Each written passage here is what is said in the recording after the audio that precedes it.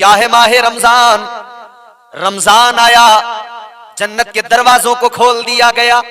रमजान की आमद हुई, जन्नत को सजा दिया गया। माह रमजान की आमद हुई, शयातीन को कैद कर दिया गया, सरकश जिन्नात को कैद कर दिया गया। अल्लाह की रहमतें दामन में लेकर रमजान आ गया।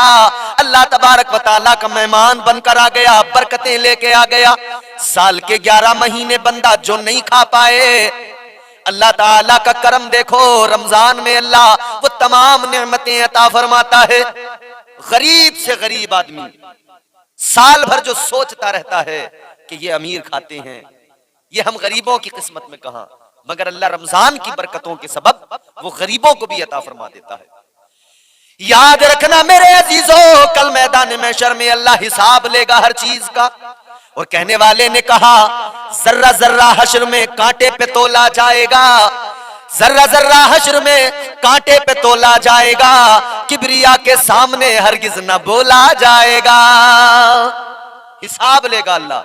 मगर फरमाया गया कि रमजान में बंदा जिन नेमतों से मुस्तफीज होता है, जो कुछ खाता है, उसका अल्लाह ताला हिसाब नहीं लेगा। ये रमजान की बरकतें हैं। और किस दर्जा बरकतें हैं रमजान की, किस दर्जा फजीलतें हैं।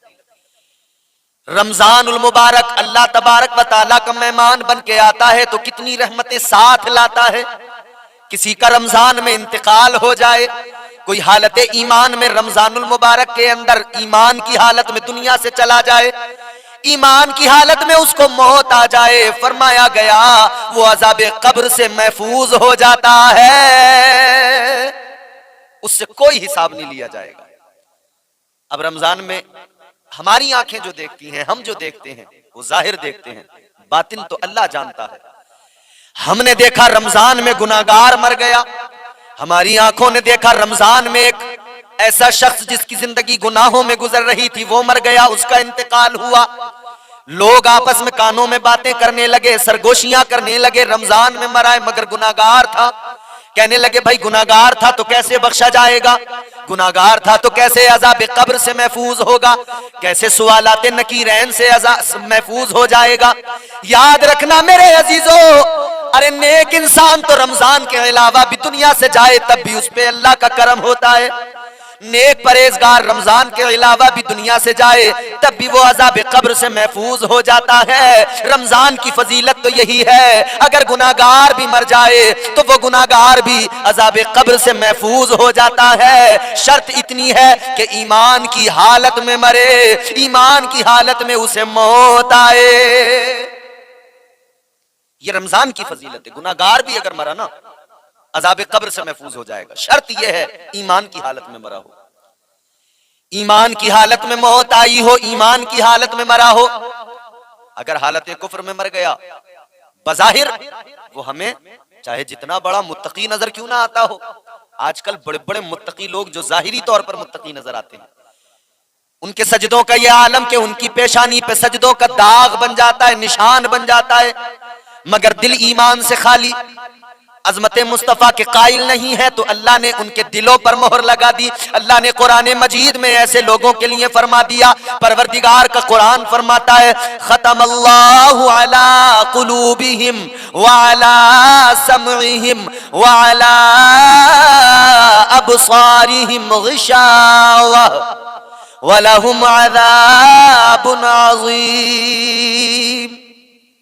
जिनके दिलों में ईमान नहीं, अजमत मुस्तफा के कायल नहीं, गुस्ताख हैं आका के, वो बज़ाहिर उनकी पेशानी पे सजदों के दाग क्यों ना नजर आते हों, वो बज़ाहिर बहुत ज्यादा नमाजी नजर क्यों ना आते हों, वो रोजेदार भी होंगे, मगर फरमाया कि उनके दिलों पर अल्लाह ने मोहर लगा दी है, उनकी समाअतों पर मोहर लगा दी है, अल्लाह ताला ने उनकी बसारत पर मोहर लगा दी है। न वो हक को सुनते हैं, न वो हक को देखते हैं, न वो हक को तस्लीम करते हैं, न वो हक बोला करते हैं।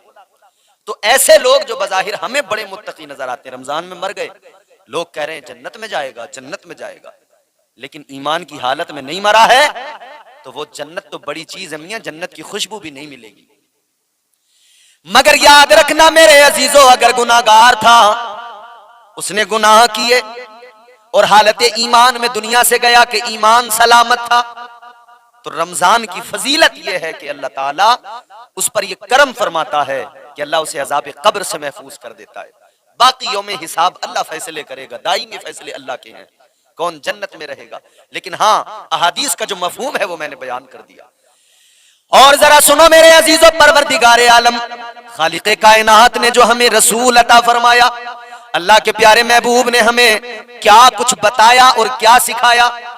ताजदारे मदीना वाली कौनैन सल्लल्लाहु ताला अलैहि वसल्लम ने फरमाया, कब्र आखिरत की मंजिलों में पहली मंजिल का नाम है। जो इस मंजिल यानी कब्र में कामयाब हो गया, वो आखिरत में भी कामयाबियों की तरफ रवां दवा होगा, आसानियां उसके लिए होंगी। अगर माह सियाम, माह रमजानुल मुबारक के अंदर कोई गुनाहगार दुनिया से गया, अल्लाह का उस पर करम यह होगा कि वो अजाब कब्र से महफूज हो जाएगा।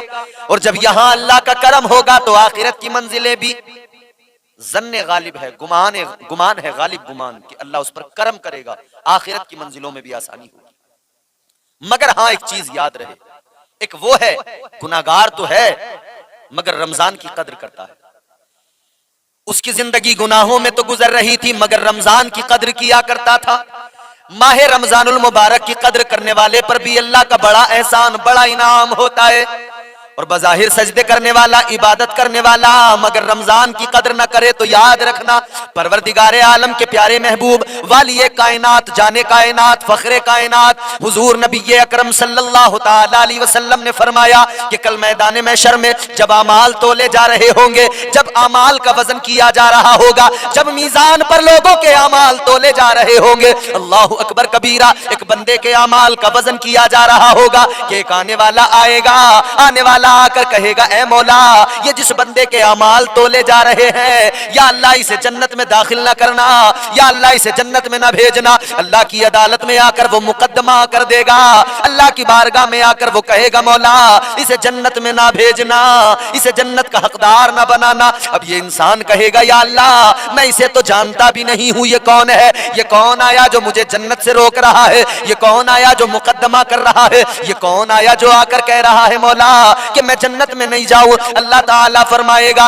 ए मेरे बंदे सुन ले, ये वो है कि आज इंसानी शक्ल में आया है मगर ये कल तेरे पास गया था, मेरा मेहमान बन के गया था। अल्लाह फरमाएगा, ये माह रमजान है, कल ये मेरा मेहमान बन के तेरे पास गया था, तू बता तूने इसके साथ में क्या सुलूक किया, तूने क्या इसके साथ में रवैया इख्तियार किया, ये बता तूने इसकी कद्र की है या नहीं की है। उधर वो रमजान अल्लाह की बारगाह में कह देगा, ए मौला मैं जब इसके पास मेहमान बन के गया, या अल्लाह इसके घर में कोई मेहमान आता था, ये बड़े इंतजाम करता था, या अल्लाह ये बड़ा एहतमाम किया करता था, लेकिन मौला जब मैं तेरा मेहमान बन के गया, इसने कोई एहतमाम नहीं किया, इसने मेरी जरा इज्जत नहीं की, जरा सी कद्र नहीं की मौला, इसने रोजे भी नहीं रखे, या अल्लाह ये रोजे ना रख कर रमजानुल मुबारक की इतनी नाकदरी किया करता था कि सरे राह रोजेदारों के सामने खाया पिया करता था, सरे राह रोजेदारों के सामने सिगरेट में कश लगाया करता था, बीड़ियां पिया करता था, लोगों के सामने खाने खाया करता था। या अल्लाह इसने मेरी नाकदरी की है। याद रखना मेरे अजीजों, क्या बनेगा उस वक्त में जब माह सियाम, माह रमजान आकर मुकद्दमा करेगा, वो उस वक्त की फिक्र करे।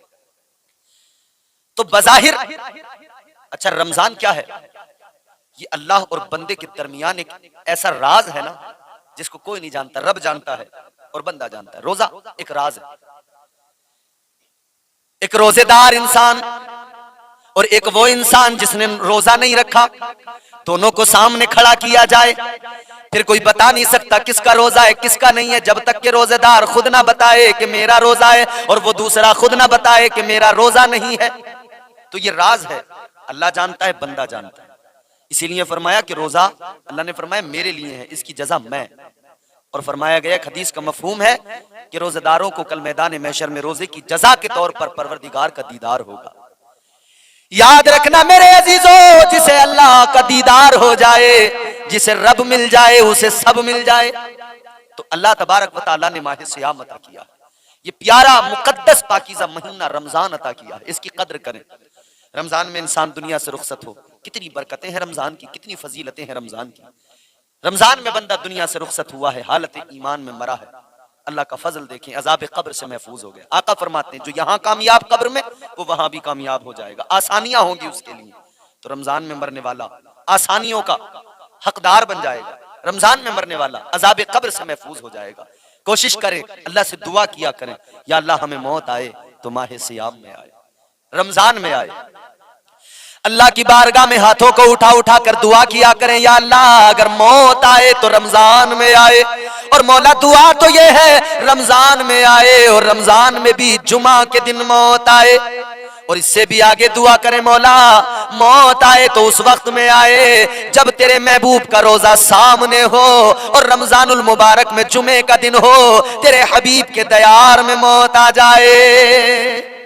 जिसे मुस्तफा जाने रहमत के दयार में मदीने में मौत आ जाए, उसकी किस्मत का क्या ठिकाना, उसके मुकद्दर का क्या कहना। वो मुकद्दर का सिकंदर है जो मदीने में मर जाए। किसी कहने वाले ने इसीलिए तो कहा है, क्यों आ गए पलट के मदीने से हाजियो, क्यों आ गए पलट के मदीने से हाजियो, तुमको उसी दयार में मर जाना चाहिए, तुमको उसी दयार में मर जाना चाहिए। तो दुआ करें कि मौत आए तो मुस्तफा का रोजा सामने हो, मुस्तफा का रोजा सामने हो, मस्जिद नबवी हो, वो मस्जिद नबवी जिसकी शान ये फरमाया गया, मेरे हुजूर ने फरमाया, हदीस पाक है, अल्लाह के नबी फरमाते अल मदीनतु कुल्लुहुम फिल जन्नह, अल्लाह ने सारे मदीने को जन्नत बना दिया है। ताजदारे मदीना वाली कौनैन सल्लल्लाहु ताला अलैहि वसल्लम ने फरमाया, मा बैना बैती व मिंबरी रौज़तुम मिर रियाज़िल जन्नह। आका ने फरमाया, मेरे हुजरे से लेकर मेरे मिंबर तक जो जमीन का टुकड़ा है वो दुनिया की जमीन नहीं है, वो जन्नत की जमीन का टुकड़ा है। लोगों वही रियाजुल जन्ना। मेरे आका के दीवानों गौर तो करो, अगर हम रियाजुल जन्ना में खड़े हो, फिर आका के प्यारे रोजे पर मुस्तफा की बारगाह में मस्जिद नबवी शरीफ के अंदर रियाजुल जन्ना में खड़े होकर, जन्नती जमीन में खड़े होकर माह सियाम में मौत आ जाए तो किस्मत का क्या ठिकाना। अल्लाह की कसम, इधर मरने वाला मरेगा, उधर जन्नत भी पुकार के कहेगी, ओ मरने वाले आ जा, ओ इंसान आ जा, मैं तेरी मुंतजिर हूं। जन्नत भी उसका इंतजार करेगी। गौर तो फरमाए। तो माह सियाम में इंसान दुनिया से रुखसत हुआ, अल्लाह का करम उस पर क्या हुआ कि अल्लाह ताला उसे अजाब कब्र से महफूज फरमा देगा। अब लोग जो हमारे यहाँ डिस्कस करते जी ये तो गुनाहगार था, गुनाहगार रमजान में मर गए, तो यही तो रमजान की फजीलत है, वरना तो रमजान की फजीलत ही खत्म हो जाएगी। अगर आप ये कहें कि जी गुनाहगार अगर रमजान में मरा तो वो अजाब कब्र से महफूज नहीं होगा, नेक मरा तो महफूज हो जाएगा, तो इसका मतलब ये हुआ रमजान की फजीलत को आपने खत्म कर दिया। रमजानुल मुबारक की फजीलत तो यही है कि गुनाहगार भी अगर हालत ईमान में, शर्त ये है ईमान के साथ दुनिया से रुखसत हुआ, अल्लाह का करम ये होगा कि अल्लाह उसे अजाब कब्र से महफूज कर देगा। ये रमजान है, ये रमजान की बरकत है। अच्छा बरकतें देखें, पहला अशरा रहमत, वो तो रुखसत हो गया ना हमारे दरमियान से।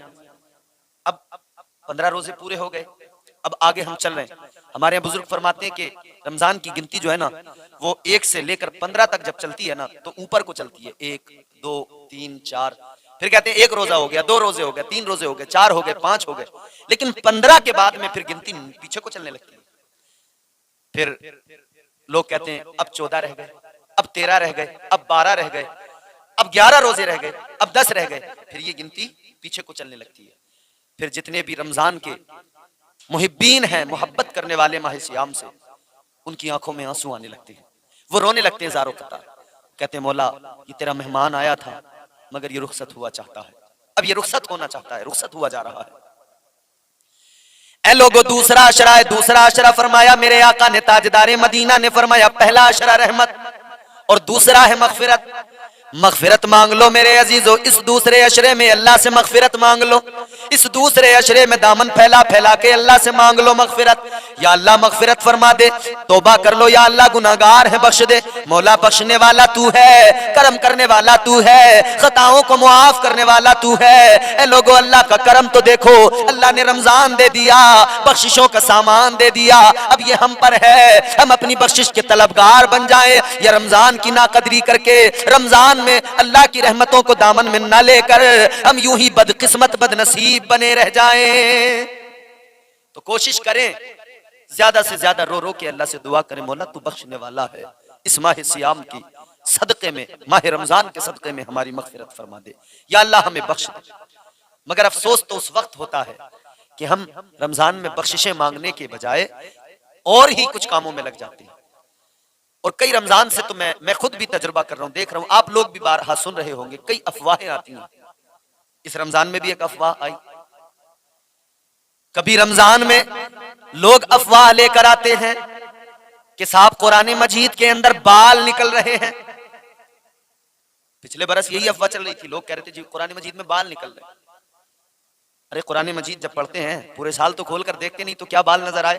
क्या नजर आए? कुछ भी नजर नहीं आएगा। रमजान में कुरान पाक खोलते हैं लोग, पढ़ते हैं, तो कुरान पाक के वरक जब पलटते हैं तो अपने ही कभी कोई बाल गिर जाते हैं, कभी वो बाल उसके अंदर साहब नजर आ गए, तो कह रहे हैं कि साहब ये अल्लाह का करिश्मा हो गया कि रमजानुल मुबारक में कुरान मजीद में बाल निकलने लगे, बाल निकल रहे हैं कुरान मजीद। अच्छा आगे बढ़े, अब इस रमजान में लोगों ने नया फलसफा तैयार किया, कहने लगी जी बोतल में पानी भरो, सूरज की तरफ करो, उसमें मक्का मदीना नजर आ रहा है, उसमें काबा नजर आ रहा है, गुंबद खजरा नजर आ रहा है। ये ऐसी ऐसी अफवाहें, और ये क्या है सब? ये टेक्नोलॉजी का दौर है। हमारी समझ में ये नहीं आता कि लोगों की अकलें कहां चली जाती हैं। इस दौर में, टेक्नोलॉजी के दौर में, मोबाइल एप्लीकेशंस या लैपटॉप के जरिए, कंप्यूटर के जरिए लोग ऐसे ऐसे काम कर देते हैं कि मोबाइल के बोतल के अंदर पानी में अक्स दिखा दिया गुंबद खजरा का, या मोबाइल एप्लीकेशंस के जरिए या कंप्यूटर के किसी सॉफ्टवेयर के जरिए उसमें जो है गुंबद खजरा खाने काबा को लगा दिया। अब लोगों में अफवाह फैला दी कि जी खाने काबा बोतल में नजर आ रहा है। और अकलें ऐसी खराब होती हैं हमारी, हम सोचते भी नहीं कुछ भी, उन अफवाहों पे फौरन यकीन कर लेते। ऐ मेरे अजीजों गौर करो, ये वो लोग हैं जिन्हें बोतल के अंदर काबा नजर आ रहा है, बोतल के अंदर जिन्हें गुंबद खजरा नजर आ रहा है। ये कौन लोग हैं? ये वही लोग हैं जिन्हें कभी अपने पैसे खर्च करने की तौफीक नहीं मिलती, खाने काबा जाने की, वहां जाकर देखने की तौफीक नहीं मिलती। अपना पैसा खर्च करके नहीं जाएंगे, बोतल में देखेंगे कि बोतल में नजर आ रहा है। ये वो लोग हैं जिन्हें अपने पड़ोस में भूखा गरीब नजर नहीं आता, मगर बोतल में इन्हें काबा नजर आता है। ये वो लोग हैं जिन्हें अपने महल्ले की मस्जिद नजर नहीं आती, जिन्हें अपनी मस्जिदें नजर नहीं आती, उनकी मस्जिदों के मीनारों से आने वाली सदाएं जिनके कानों में नहीं आती, जिन्हें मस्जिदों के मेहराब मिंबर नजर नहीं आते, उन्हें बोतल में काबा नजर आता है। तो अब क्या करेंगे? कह रहे जी बोतल में काबा नजर आ रहा है, तो फोन करके पूछ रहे हैं हजरत काबा नजर आ रहा है बोतल में, और देखा किसी ने नहीं है।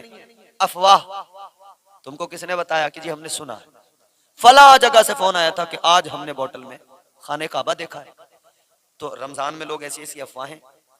अच्छा चांद नजर आया जब रमजानुल मुबारक का, तो चांद जो बारीक सा नजर आता है ना, तो वो तकरीबन जो बा होता है, बे, उसकी शक्ल बनी हुई होती है। इस बार ये हुआ कि चांद के नीचे एक कोई सितारा था, तो लोगों ने कहा जी चांद के नीचे नुक्ता है, यानी ये बे बन गया, पूरा बा नजर। अपने अपने तरीके से लोगों ने उसे, कोई कह रहा है कि बहुत बड़ा करिश्मा हो गया, ये वो, ठीक है, सितारे गर्दिश करते रहते हैं, और वो सितारा उसके नीचे आ गया तो चमकने लगा। हाँ ये बात तो है, वाकई काबिल गौर है कि हाँ बा बना हुआ नजर आया। मगर सिर्फ बा को देखकर, सिर्फ बा पे नजर डालकर अपने आप के ईमान को साबित करने वालों, कुरान पढ़ के अपने ईमान को साबित किया करो। सिर्फ चांद को देखकर अपने ईमान का सबूत देने वालों, अल्लाह के नबी की अहादीस पढ़कर उन पे अमल करके फिर अपने ईमान का सबूत दिया करो। आज मुआशरे के अंदर बड़ी खराबियां हैं, किस किस खराबी पे बात करें, कौन सा रोना रोएं। अब एक चीज और मैं यहां पर अर्ज करता चलूं, हमारे यहाँ बाज लोग तो ऐसे निडर भी हो जाते हैं कि रमजान में मर गया फला इंसान, उसकी बख्शिश हो जाएगी, वो अजाब कब्र से महफूज हो जाएगा, तो सोचने लगते हैं बस जी बस ऐसा ही हो जाए कि हमें भी रमजान में मौत आ जाए, तो अब हम चाहे दुनिया में नेकियां करें ना करें, इबादतें करें ना करें, रोजे रखें ना रखें, बस काम बन जाएगा, अजाब कब्र से महफूज हो जाएंगे। ये तो मुकद्दर की बात है, अल्लाह जिसे तौफीक दे, अल्लाह का जिस पर करम हो जाए उसे रमजान में मौत आ जाती है। याद रखना मेरे अजीजों, रमजान में मौत की तमन्ना तो करना, लेकिन रमजान की कदर भी करते रहना, रमजान का एहतमाम भी करते रहना। माह सियाम के अंदर यह भी ख्याल रखना कोई पड़ोसी भूखा न सो जाए, किसी गरीब के बच्चे भूख से न बिलक रहे हो। एक केला किसी को देकर फोटो खिंचवाने वालों, याद रखना अल्लाह ताला उसको कबूल करता है जिसमें दिखावा ना हो, रियाकारी ना हो, नुमाइश ना हो। तो माह रमजानुल मुबारक में अच्छा इफ्तार कराने की बड़ी फजीलत है, यह भी मैं अर्ज करता चलूं। माह सियाम में, रमजान में इफ्तार कराने की बड़ी फजीलत है क्या फजीलत है? फरमाया गया रोजा रखने पर अल्लाह जितना सवाब अता फरमाता है, रोजेदार को रोजा इफ्तार कराने पर भी अल्लाह उतना ही सवाब अता फरमाता है। क्या बरकतें हैं ना रमजान की। अल्लाह ने रोजादार को रोजा रखने पर जो सवाब अता किया, उतना ही सवाब अल्लाह ताला रोजादार को रोजा इफ्तार कराने पे अता फरमाता है, उतना ही सवाब अल्लाह दिया करता है। तो खुद रोजा रखें, रोजे का सवाब मिलेगा, और फिर दूसरों को इफ्तार कराएं तो इफ्तार कराने का भी उतना ही सवाब अल्लाह अता फरमाएगा। इफ्तार भी कराएं। मगर अब इफ्तार की लोगों ने इफ्तार पार्टियां जो ये होती है ना हमारे यहाँ, कौन कराता है? नेता लोग कराते हैं।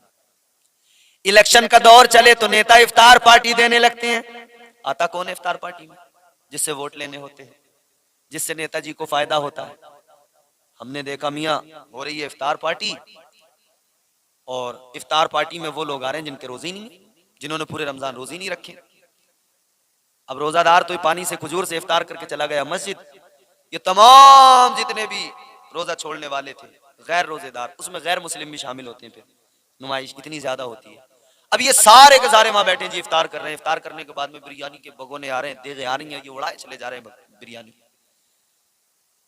इफ्तार की बिरयानी उड़ाने वालों, इफ्तार करते वक्त में ये भी सोचा करो, काश हम रोजेदार होते, फिर इफ्तार के वक्त में दुआ मांगते, अल्लाह दुआ को कबूल करता, फिर इफ्तार करते, अल्लाह इफ्तार की बरकतों से माला माल फरमा देता।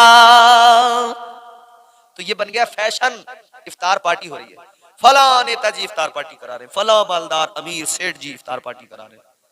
नुमाइश के लिए काम हो रहा है, इफ्तार कराएं, नुमाइश के लिए ना कराएं, खुलूस के साथ कराएं। आपका अगर आप हैसियत नहीं रखते कि बहुत ज्यादा खर्च कर सकेंगे इफ्तार में, शरीयत तो कभी मशक्कत में नहीं डालती ना। ये मुस्तफ़ा का लाया हुआ दीन इस्लाम जो है ना, ये अपने मानने वालों को मशक्कत में नहीं डालता।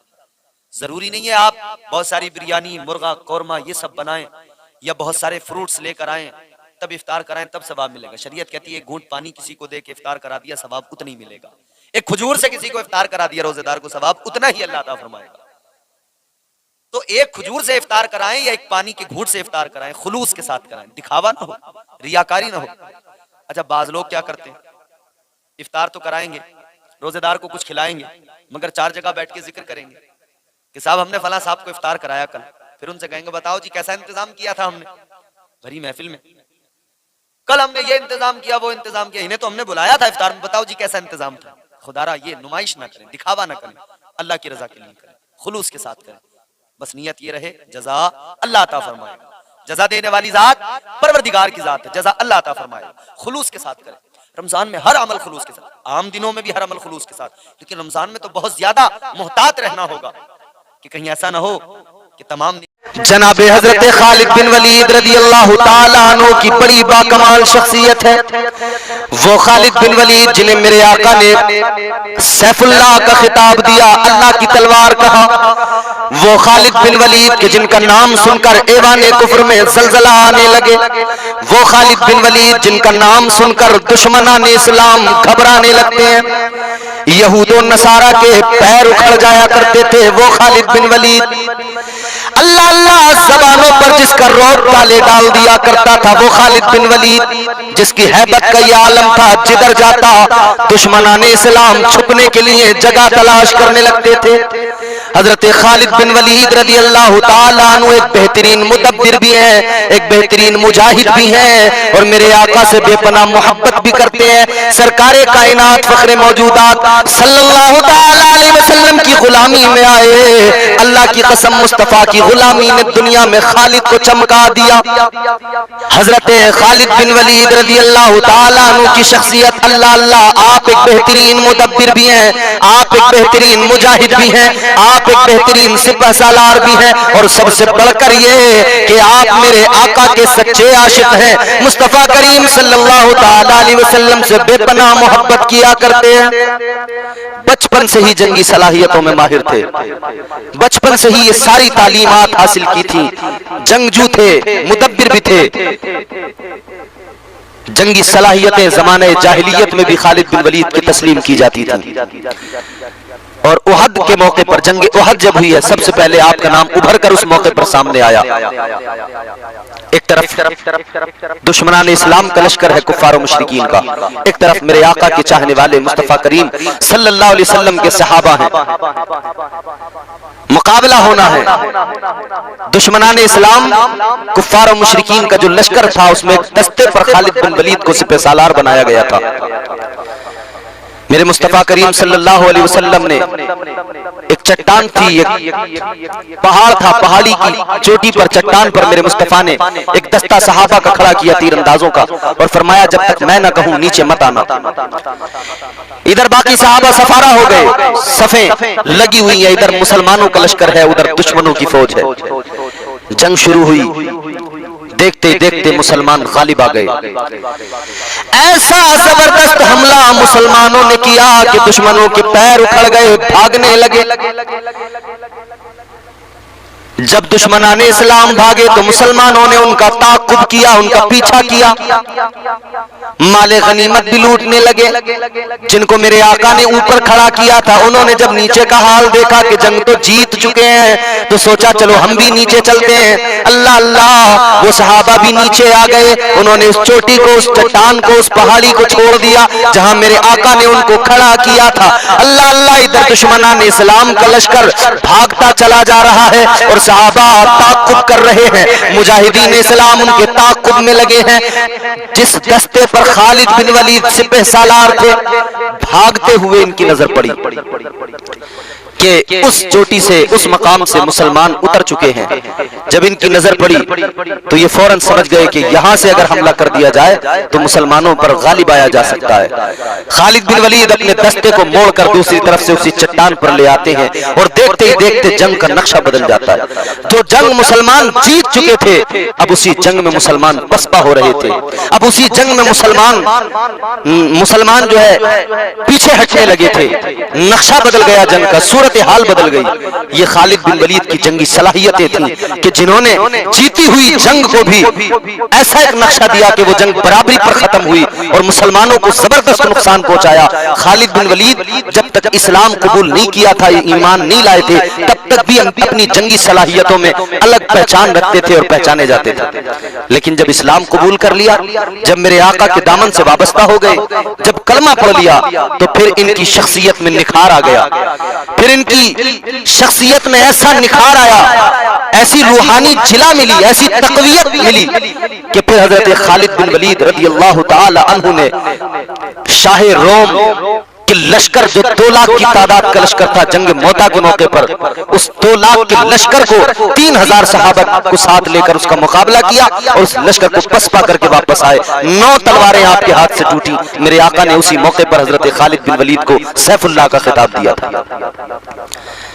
आइए पहले इनके ईमान के बारे में बात करते हैं, फिर इंशाअल्लाह जंग मोता के हवाले से चंद बातें बताएंगे। हजरत खालिद बिन वलीद रज़ियल्लाहु ताला अन्हु खुद बयान करते हैं अपने ईमान लाने के ताल्लुक से। आप फरमाते हैं कि मैंने इस्लाम कबूल करने से पहले मुसलमानों के खिलाफ तकरीबन हर मार्के में हिस्सा लिया और मैंने मुसलमानों को जैसे भी मुमकिन था नुकसान पहुंचाने की मुकम्मल कोशिशें की। मक्के के अंदर जब कुफ्फार और मुशरिकीन मेरे आका को सता रहे थे, मेरे आका के सहाबा पर जुल्म और सितम कर रहे थे, जब मक्के की जमीन मुसलमानों पर तंग कर दी गई तो उनमें खालिद बिन वलीद भी मौजूद, उनमें खालिद बिन वलीद भी शामिल। कहते हैं मैं वहां भी शामिल रहा, मुसलमानों को हर तरह से तकलीफ पहुंचाता रहा। लेकिन मुझे पता लगा जब मैंने देखा कि मोहम्मद अरबी सल्लल्लाहु अलैहि वसल्लम कहते हैं या अय्युहन नास क़ूलू ला इलाहा इल्लल्लाह, जब वो अल्लाह की इबादत का हुक्म देते हैं, अहदियत और समदियत का पैगाम देते हैं, तो उनके इस पैगाम को और मुसलमानों की बढ़ती तादाद को और जुल्म सितम के बावजूद भी ना रुकने वाली इस्लाम की तबलीग को देखकर मैंने महसूस कर लिया था कि ये वो मजहब है कि जिसे कोई रोक नहीं सकता है, ये पूरी दुनिया पर गालिब आएगा। कहते हैं जब फतेह मक्का हो गई, फतेह मक्का के बाद में मेरे आका हुजूर ताजदार मदीना सल्लल्लाहु अलैहि वसल्लम मदीना वापस चले गए। अब हजरत खालिद बिन वलीद कहते हैं मैं अपने बारे में सोचने लगा मैं क्या करूं, मैं मक्के में रहूं या हबशा चला जाऊं या किसी और मुल्क में चला जाऊं या किसी अजमी मुल्क की तरफ मैं चला जाऊं या अपने घर में ही बैठा रहूं, मैं अपना मजहब तब्दील कर दूं, ईसाइयत को कबूल कर लूं या यहूदियत को तस्लीम कर लूं। कहते हैं मैं अपने घर में बैठा सोचने लगा, हैरान था। अल्लाह अल्लाह फरमाते हैं जब मैं ये सब कुछ सोच रहा था मेरा जहन बड़ा मुंतशिर था, तभी मुझे मेरे भाई का खत मिला। मैंने अपने भाई के खत को जब पढ़ा उसमें लिखा हुआ था, ऐ मेरे भाई, ऐ खालिद बिन वलीद, मेरे आका जनाबे सैयदे कौनैन सल्लल्लाहु ताला अलैहि वसल्लम ने एक रोज तुम्हारे बारे में मुझसे मालूम किया था, एक रोज तुम्हें याद किया था और मेरे आका ने फरमाया था खालिद कहाँ है, किस हाल में। मैंने अर्ज किया था या रसूल अल्लाह मेरा भाई बड़ा ज़हीन है, एक न एक दिन मैं उसको आपकी खिदमत में ले आऊंगा। और मैंने अर्ज किया था या रसूल अल्लाह मेरा इतना ज़हीन भाई इस्लाम की अजीम दौलत से और इस्लाम जैसी नेमत से महरूम नहीं रह सकता। कहते हैं मेरे भाई तुम्हें आका ने याद किया था और मुझे यकीन है मेरे भाई तुम इस्लाम जैसी नेमत से महरूम नहीं रह सकते हो। हजरत खालिद बिन वलीद कहते हैं जब मैंने इस खत को पढ़ा तो मेरे अंदर एक मैंने अपने अंदर एक अजीब सा बदलाव महसूस किया। उन्हीं दिनों में हजरत खालिद बिन वलीद ने ख्वाब भी देखा, और ख्वाब क्या देखा कि एक तंगो तारीक जगह से आप निकल रहे हैं और एक वसीओ अरीज मैदान और सरसब्ज और शादाब इलाके की तरफ जा रहे हैं। अल्लाह अकबर कबीरा। कहते हैं मेरे दिल की दुनिया बदल गई। अब जब दिल की दुनिया बदली तो फिर ख्याल आया कि अब आका की बारगाह में चला जाए, अब मुस्तफा करीम सल्लल्लाहु अलैहि वसल्लम के दामन को जाकर थाम लिया जाए। इस्लाम की कशिश थी जो खींच रही थी खालिद बिन वलीद को अपनी तरफ। अल्लाह अकबर। हजरत खालिद बिन वलीद रज़ियल्लाहु ताला अन्हु ने सोचा कि मैं मदीना तो जाऊंगा, इरादा कर लिया, मगर ख्याल आया कि मेरे साथ कोई एक साथी अगर मुझे मिल जाए इस सफर में तो बहुत अच्छा हो। बहरहाल आपने जनाब उस्मान बिन तलहा से अपने इरादे का इजहार किया, वो बखुशी चलने को तैयार हो गए। अब ये दोनों सफर पर निकल पड़े। उस्मान बिन तलहा हैं और खालिद बिन वलीद हैं, साथ सफर में निकल पड़े हैं। रास्ते में इन्हें अमर बिन आस रज़ियल्लाहु ताला अन्हु मिले। उन्होंने कहा खालिद कहाँ जा रहे हो? जनाब हजरत खालिद बिन वलीद कहने लगे इस्लाम की कशिश मुझे खींच के मदीना ले जा रही है। मैं ताजदारे मदीना सल्लल्लाहु ताला अलैहि वसल्लम की बारगाह में जा रहा हूँ। मैं मदीने वाले आका की गुलामी में आना चाहता हूँ, सरकार के दामन से वाबस्ता होना चाहता हूँ। अमर बिन आस ने सुना तो खुश हो गए, कहा मेरे भाई खालिद मैं भी घर से यही इरादा लेके निकला हूँ। अब ये तीनों साथ साथ रवाना हो गए। एक सफरुल मुजफ्फर सन 8 हिजरी को मदीना शरीफ पहुंचे, आका की खिदमत में हाजिर हुए। ताजदारे मदीना इमामुल अंबिया सल्लल्लाहु ताला अलैहि वसल्लम की बारगाह में खालिद बिन वलीद ने सलाम अर्ज किया। मेरे आका ने सलाम का जवाब मुस्कुराते हुए दिया। खालिद को आका ने अपने पास बिठाया। जनाब खालिद बिन वलीद ने कलमा पढ़ा, इस्लाम को कबूल किया, आका की गुलामी में आ गए। आंखें अश्कबार हो गई, अर्ज करने लगे या रसूल अल्लाह गुनाह बहुत किए हैं आका, मैंने खताएं बहुत की हैं, मेरे लिए दुआ फरमाइए। इमामुल अंबिया ने फरमाया खालिद परेशान क्यों होते हो? जब कोई कुफ्र को छोड़कर इस्लाम में आता है तो अल्लाह उसके पिछले सारे गुनाहों को मुआफ फरमा देता है, अल्लाह सारी खताओं को बख्श देता है। जनाब हजरत खालिद बिन वलीद ने कहा या रसूल अल्लाह फिर भी मुझे अपने किए हुए गुनाहों पर हया आती है, मेरे लिए दुआ फरमाएं। आका मैंने मुसलमानों को तकलीफें दी हैं, या रसूल अल्लाह मैंने जुर्म किए हैं, आका मेरे लिए दुआ फरमाइए। अल्लाह अल्लाह मेरे आका ने हाथों को दराज कर दिया। जनाब खालिद बिन वलीद के लिए दुआ की, मेरे मुस्तफा करीम ने अपनी दुआओं से नवाजा। अल्लाह अल्लाह जनाब खालिद बिन वलीद इस्लाम को कबूल कर चुके, इस्लाम का कलमा पढ़ लिया। अब यही खालिद बिन वलीद हैं। अल्लाह अल्लाह इनकी शख्सियत में निखार आने लगा, तबीयत में बदलाव आने लगा। आका की मोहब्बत ने दिल में ऐसा घर कर लिया, मेरे मुस्तफा के प्यार ने तबीयत को ऐसा बदल के रख दिया।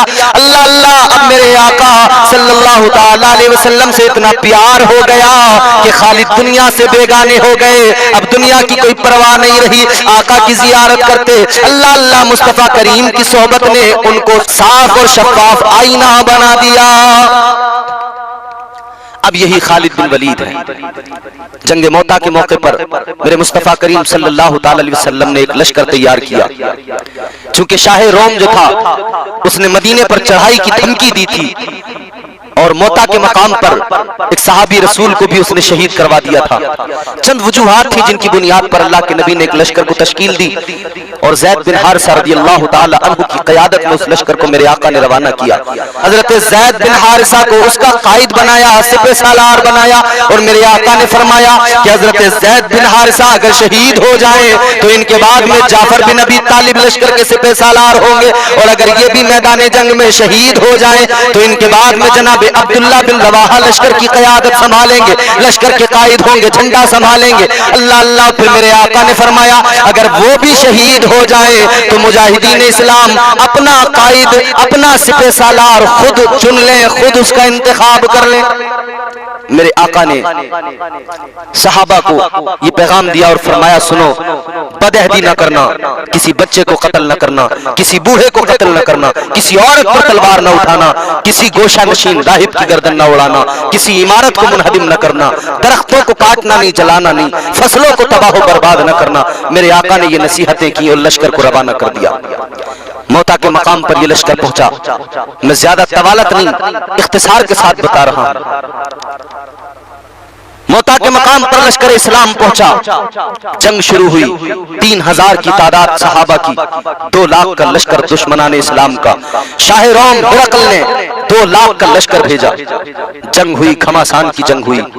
हजरत ज़ैद बिन हारिसा रज़ियल्लाहु ताला अन्हु चूंकि सिपह सालार थे लश्कर के तो भरपूर जोर के साथ में हमला किया और सिपह सालारी की जिम्मेदारियों को संभालते हुए इन्होंने कोई कसर बाकी नहीं रखी। अल्लाह अल्लाह, आखिरकार लड़ते हुए जाम शहादत नोश कर लिया, मैदान जंग में शहीद हो गए। इनके बाद में दुश्मनाने इस्लाम समझे थे कि गालिब आ जाएंगे, लेकिन ऐसा नहीं हुआ। झंडा फौरन हजरत जाफर बिन अबी तालिब ने संभाल लिया, इस्लाम की क़यादत संभाली और आगे बढ़कर हमला किया। दुश्मनों को काटते चले गए, सफ़े की सफ़े उलटते चले गए। आखिरकार हजरत जाफर बिन अबी तालिब भी शहीद हो गए। इनके बाद में हजरत अब्दुल्ला बिन रवाहा रज़ियल्लाहु ताला अन्हु आप क़यादत संभाल कर आगे बढ़े, आप सिपह सालार बने। उस वक्त में हजरत अब्दुल्ला बिन रवाहा ने भी अपनी जिम्मेदारियां संभाली और कायदाना हैसियत और कायदाना जिम्मेदारियों को समझते हुए लश्कर इस्लाम की क़यादत करते रहे। और फिर उसके बाद में आपने भी जाम शहादत नोश कर लिया।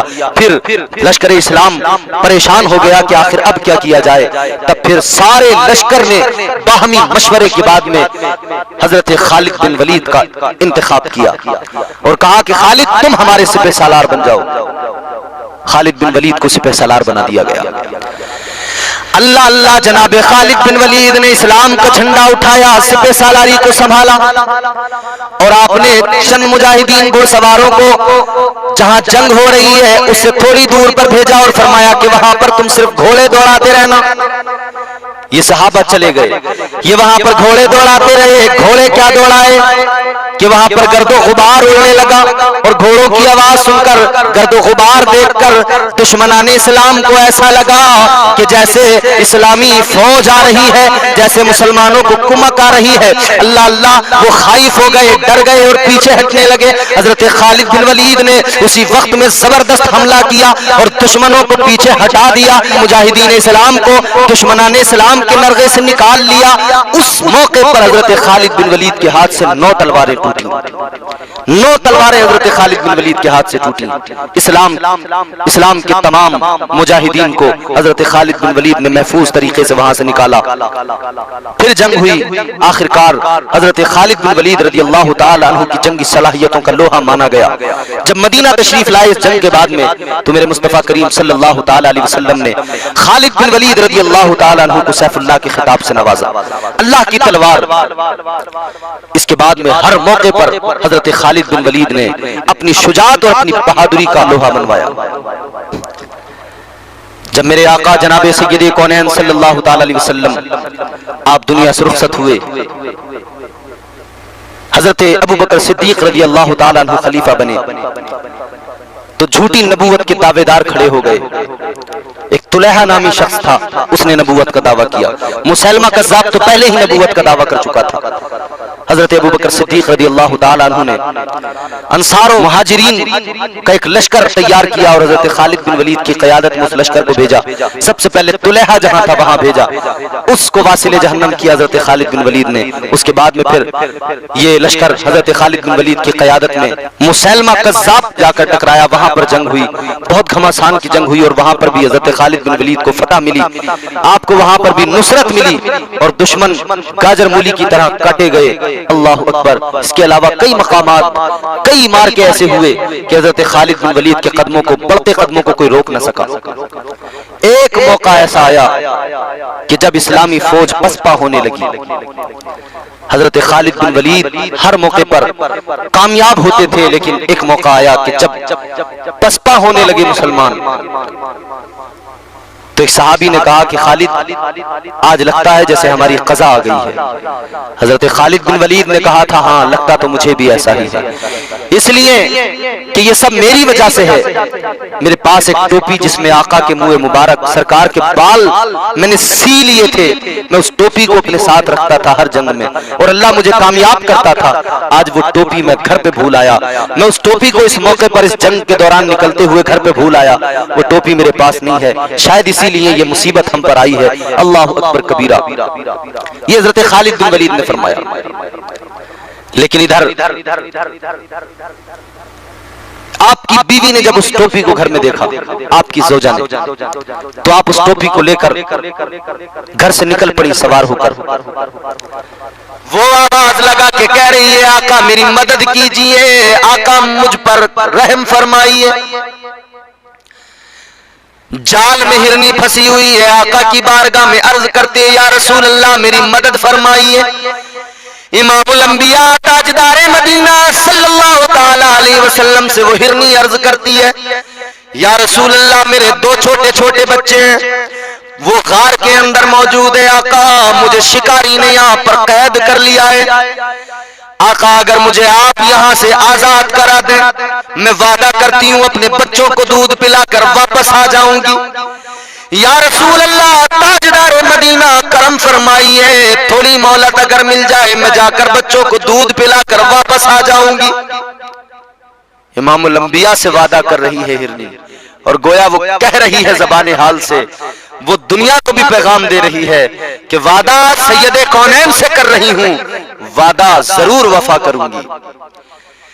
मेरे आका जनाबे सैयदे कौनैन सल्लल्लाहु ताला अलैहि वसल्लम ने हिरनी को आजाद कर दिया। इधर शिकारी भी वहां पर सोया हुआ था। ताजदारे मदीना सल्लल्लाहु ताला अलैहि वसल्लम फरमाते, हिरनी जा, तुझे 5 घड़ियों का टाइम दिया, 5 घड़ी का वक्त दिया, जा जाके बच्चों को दूध पिला कर आ जा। हिरनी तो चली गई, मेरे मुस्तफा वहीं पर मौजूद। अब वो शिकारी जो था, जिसने उसको पकड़ा था हिरनी को, उसकी आंख खुली, उसने देखा हिरनी तो गायब है, मुस्तफा करीम वहां मौजूद है। उसने कहा हिरनी का क्या हुआ? कहा मैंने उसको आजाद किया है। कहा वो मेरा शिकार था, मैंने उसको पकड़ा था, तुमने क्यों आजाद किया? कहा परेशान न हो, वो मुझसे वादा करके गई है, वो वापस आएगी। उसने मुझसे वादा किया है, वो अपने बच्चों को दूध पिलाने गई है, वापस आ जाएगी। शिकारी ने इतना सुना तो हंसने लगा। मुसलमान नहीं था, साहिबे ईमान नहीं था, हंसने लगा। कहने लगा कैसी अजीब बात करते हो, हिरनी ने आपसे वादा कर लिया, क्या जानवर भी कभी इंसानों से बात करते हैं? और फिर वो तुमसे वादा करके चली गई, तुम कहते हो वो जरूर आएगी।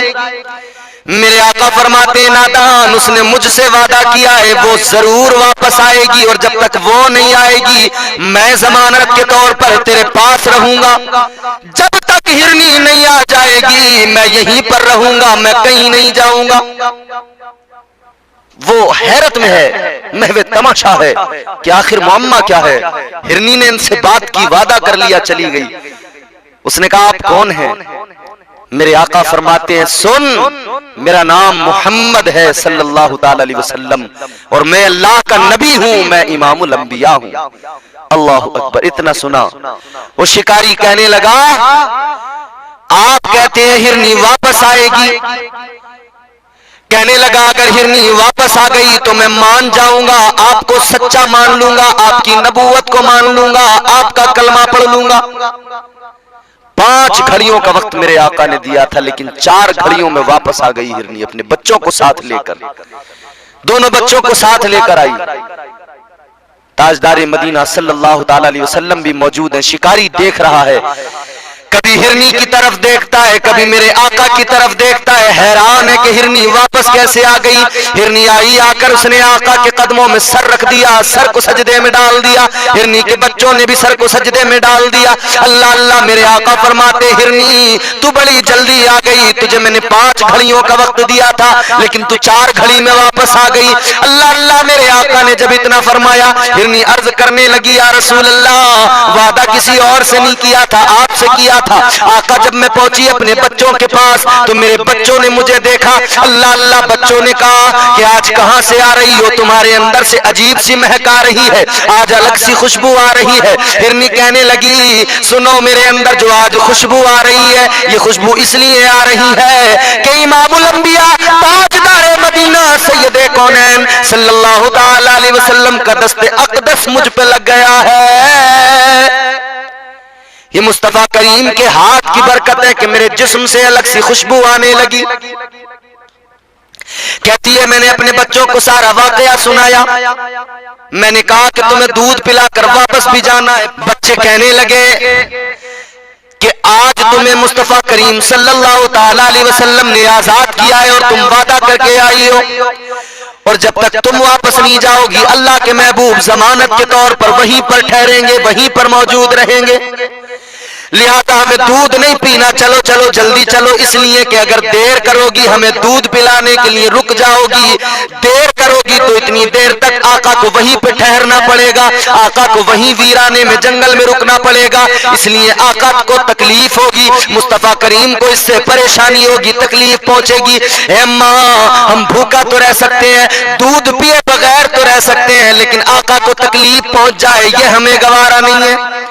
हम भूखे तो रह सकते हैं लेकिन मुस्तफा को तकलीफ पहुंचे ये हमें गवारा नहीं है। लिहाजा जल्दी चलो, ताजदार मदीना की बारगाह में चलो, आका को तकलीफ न पहुंचे। या रसूल अल्लाह, इसीलिए मैं जल्दी चली आई, वादा आपसे किया था, वादा निभा दिया। जब शिकारी ने यह आलम देखा तो हैरान है। अल्लाह अल्लाह कहने लगा, ऐ ताजदार मदीना, ऐ इमामुल अंबिया, मैं मान गया। सरकार गौसे आजम से मोहब्बत करते हो, 11वीं करते हो, क्या उनकी तालीम नहीं देखी, क्या उनका किरदार नहीं पड़ा? बचपन था, माँ ने कहा था बेटा कभी जिंदगी में झूठ ना बोलना, आपने कहा था जी अम्मा कभी झूठ नहीं बोलूंगा। अब सफर पे निकले हैं, मदरसा पढ़ने के लिए जा रहे हैं, माँ ने आपकी सदरी के अंदर 400 दीनार सी दिए, या 400 या 40 अशरफियां सी दी। माँ ने कहा बेटा झूठ ना बोलना, कहा अम्मा झूठ नहीं बोलूंगा। सफर पे निकल पड़े, काफिले के साथ है, रास्ते में डाकुओं ने पकड़ लिया,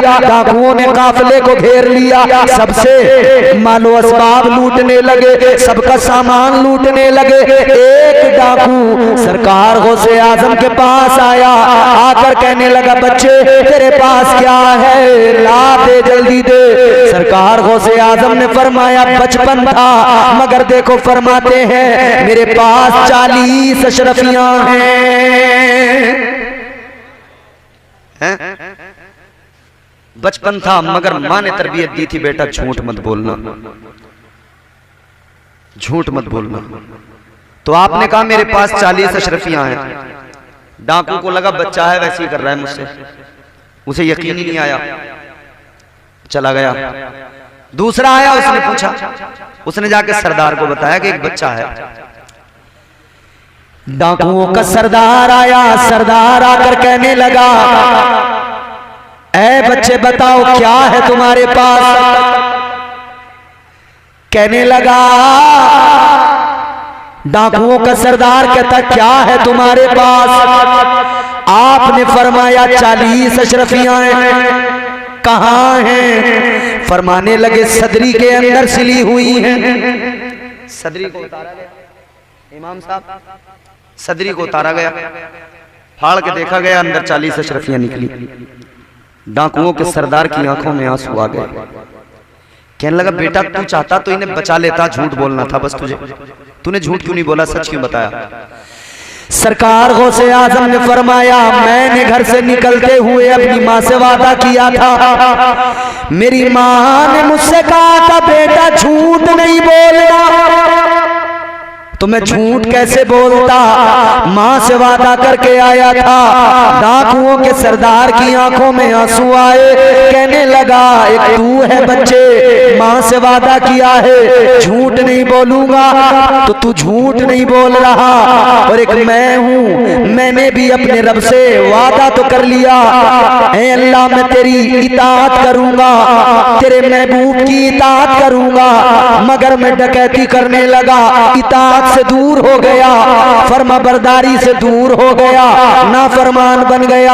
आंखों में आंसू आए और रो के कहने लगा बस हो गया, आज ये आखिरी डकैती थी, सबका सामान वापस करता हूँ, आज से ही तौबा करता हूँ। ऐ बच्चे मेरा दिल बदल गया, तेरे किरदार ने मेरी जिंदगी बदल दी। डाकुओं के सरदार ने उसी वक्त तौबा कर ली, तौबा कर ली उसी वक्त, और अपने साथियों से, गैंग वालों से कहा कि तुम्हें जो करना हो करो, मैंने तो कर ली तौबा। तो गैंग वाले कहने लगे ऐ हमारे सरदार जब आपने तौबा कर ली तो हम क्यों पीछे रहे, जब डकैतियों में तुम्हारे साथ थे तो तौबा में भी तुम्हारे साथ रहेंगे। ऐ लोगों, सारे डाकुओं ने तौबा की और अल्लाह ताला की बारगाह में रोए, अल्लाह ने फिर उन्हें इज्जतों से नवाजा। सरकार गौसे आजम के सच बोलने की बरकत और करामत का ये असर कि अल्लाह ताला ने वो जो डाकू थे उन्हें अल्लाह ने मनसबे विलायत अता फरमा दिया। परवरदिगारे आलम खालिक़े कायनात रब्बे लम यज़ल वला यज़ल, क्या है रोज यही काम है बाबूजी, माइक पे बोलते हैं यार, ये गड़बड़ ना करो। परवरदिगारे आलम खालिक़े कायनात रब्बे लम यज़ल वला यज़ाल ने कुरान मजीद में ऐलान फरमाया क़द अफ़लह मन ज़क्का,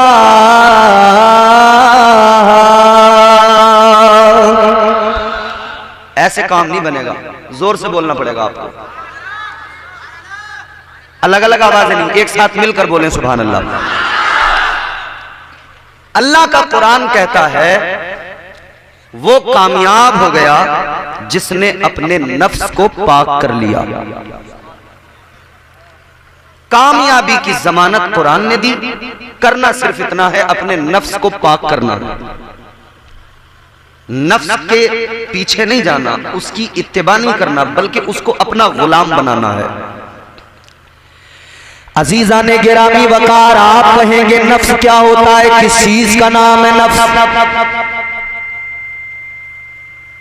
तो मैं अर्ज कर देना चाहता हूं नफ्स बड़ी खतरनाक चीज का नाम है। शैतान को शैतान किसने बनाया, नफ्स ने बनाया। आज हम गुनाह करके शैतान के खाते में डाल देते हैं, गुनाह किया और कह दिया शैतान ने बहका दिया था, नमाज छोड़ी कह दिया शैतान ने बहका दिया था, जो कुछ भी बुरा काम कर लिया बस कह दिया कि शैतान ने बहका दिया था। शैतान से पहले तो कोई शैतान नहीं था, उसको किसने बहकाया था जो वो शैतान बन गया। अल्लाह ताला ने जब हजरत आदम अलैहिस्सलाम को पैदा फरमाया, दुनिया के पहले इंसान, दुनिया के पहले बशर को अल्लाह ने पैदा फरमाया। कुरान मजीद ऐलान करता है व इज़ क़ाला रब्बुका लिल मलाइकति इन्नी खालिक़ुम बशरन मिन तीन। अल्लाह ताला ने फरिश्तों से फरमाया ऐ फरिश्तों, मैं मिट्टी से आदम को पैदा करने वाला हूं। पैदा कर दिया अल्लाह ने, फिर रूह डाली, ऐलान किया फरमाया फ़इज़ा सव्वैतुहु व वनफ़ख़्तु फ़ीहि मिन रूही फ़क़अू लहू साजिदीन। अल्लाह ने फरिश्तों से फरमाया, फरिश्तों जब मैं उसके अंदर रूह डालूं तो तुम्हारा काम ये होगा कि तुम आदम को सजदा कर देना, सारे के सारे आदम के सामने झुक जाना, सजदे में सर झुका देना। फसजदल मलाइकतु कुल्लुहुम अजमाऊन, सारे फरिश्तों ने सजदे में सर झुका दिया, मगर एक ने सजदा नहीं किया। किसने? शैतान। शैतान को शैतान किसने बनाया? उसके नफ्स ने उसे बहकाया। उसने जो कहा ना, मैं बेहतर हूं, मैं बरतर हूं, मैं अफजल हूं। अल्लाह ने जब उससे फरमाया तूने सजदा क्यों नहीं किया, कहने लगा या अल्लाह ये मिट्टी से पैदा, मैं आग से पैदा, मैं क्यों सजदा करूं। ये है सबसे पहले अगर घमंड, गुरूर, अनानियत किसी में पैदा हुई तो वो इसके अंदर पैदा हुई, और इसी सबब अल्लाह ने इसे मरदूद बना दिया। ये पहला था इस मामले में। मगर आज हम अपने मुआशरे को देखें, हर आदमी के अंदर गुरूर, तकब्बुर, घमंड कूट कूट के भरा हुआ है। मैं ना की लड़ाइयां लड़ी जा रही हैं। जिसको देखो वो अनापरस्ती में डूबा हुआ है। हर आदमी अपने आप को बेहतर बताने में लगा है। अगर कहीं बैठकर किसी की तारीफ की जाए तो लोग बर्दाश्त नहीं करते, कहते हैं हाँ होगा, मगर मैं ऐसा हूं, मैं वैसा हूं, मैं यूं हूं, मैं मेरा खानदान ऐसा था, मेरे अब्बा ऐसे थे, मेरे दादा ऐसे थे। तू किसी और से न हारेगा, तू किसी और से न हारेगा, तुझको तेरा गुरूर मारेगा। पहला इंसान गुरूर, पहला जो गुरूर जिसके अंदर आया, तकब्बुर आया, वो शैतान था। और वो शैतान मरदूदे बारगाह हो गया, अल्लाह ने उसे निकाल दिया, मरदूद बना दिया। अब मैं आपसे एक सवाल करता हूं, बड़ा सीधा साधा। ए बच्चों बैठो नीचे बैठो, सीधा साधा सवाल है। शैतान ने अल्लाह का हुक्म नहीं माना, हजरत आदम को सजदा नहीं किया, यही तो जुर्म था उसका। गोट वालों, नौजवानों, बुजुर्गों, मुझे ईमानदारी से बताओ, क्या शैतान ने शराब पी? बोलो। क्या शैतान ने जुआ खेला? क्या शैतान ने डांस किया? क्या शैतान ने कोई कव्वाली का मुकाबला किया? क्या किया उसने? बस अल्लाह का हुक्म नहीं माना, सजदा नहीं किया। एक नाफरमानी, सजदा नहीं किया, अल्लाह ने मरदूद बना दिया, लानत का तौक गले में डाल दिया। ऐ गोट वालों, जरा अपने गिरेबान में झांक कर देखने की जरूरत है। एक नाफरमानी के सबब अल्लाह ने उसे मरदूद बना दिया। यहाँ तो हम सुबह से लेकर रात तक कितनी नाफरमानियां करते हैं, झूठ भी बोलते हैं, गीबत भी करते हैं, चुगलियां भी करते हैं, हसद भी हमारे दिलों में, कीना भी हमारे दिलों में, बुग़्ज़ भी हमारे दिलों में, इतनी खराबियां हमारे अंदर, इतनी बुराइयां हमारे अंदर। शराब हम पी रहे हैं, जुआ हमारे लोग खेल रहे हैं, हर जगह बुराई की जगह पर आज हमारे लोग नजर आ रहे हैं। लोगों, अमाल तो ऐसे हैं, अगर परवरदिगार अदल से काम ले ले तो जान लेना चाहिए बहुत बड़ी दुश्वारी हो जाए, बहुत बड़ी दिक्कत हो जाए, मगर ये तो अल्लाह का करम है, ये तो मदीने वाले आका का सदका है कि अल्लाह का अजाब नहीं आता है, ये तो ताजदार मदीना का सदका है कि अभी तक बचे हुए हैं। ऐ लोगों, अमाल तो ऐसे हैं कि पत्थरों की बारिश हो जाए, मगर मुस्तफा का सदका ताजदार मदीना की गुलामी ने बचा रखा है। कोई है और दूसरा तरीका बचने का अगर हुजूर ना हो तो? हरगिज नहीं। मगर हम लड़ रहे हैं नाक की लड़ाइयां। हमसे बड़ा खसाब कौन है? हमसे बड़ा चौधरी कौन है? जब तक हम मैं अनानियत की बात करते रहेंगे, समझ लो हमारा काम खराब। अजीजा ने गिरामी वकार, जरा गौर से मेरी बातें सुने। कुरान ने कहा अगर कामयाबी चाहते हो, कामयाब होना चाहते हो तो अपने नफ्स को पाक करो। कैसे होगा पाक नफ्स? हमारे बुजुर्गों ने 3 बातें बताई। तवज्जो है आपकी? सूफिया ने, हमारे बुजुर्गों ने 3 बातें बयान फरमाई नफ्स को काबू में करने के लिए, नफ्स को पाक करने के लिए।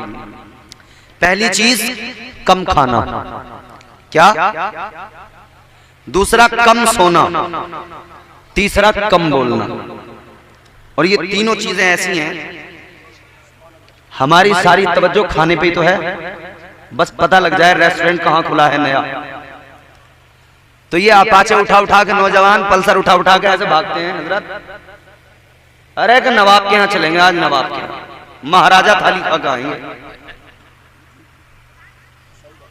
पता लग जाना चाहिए बस।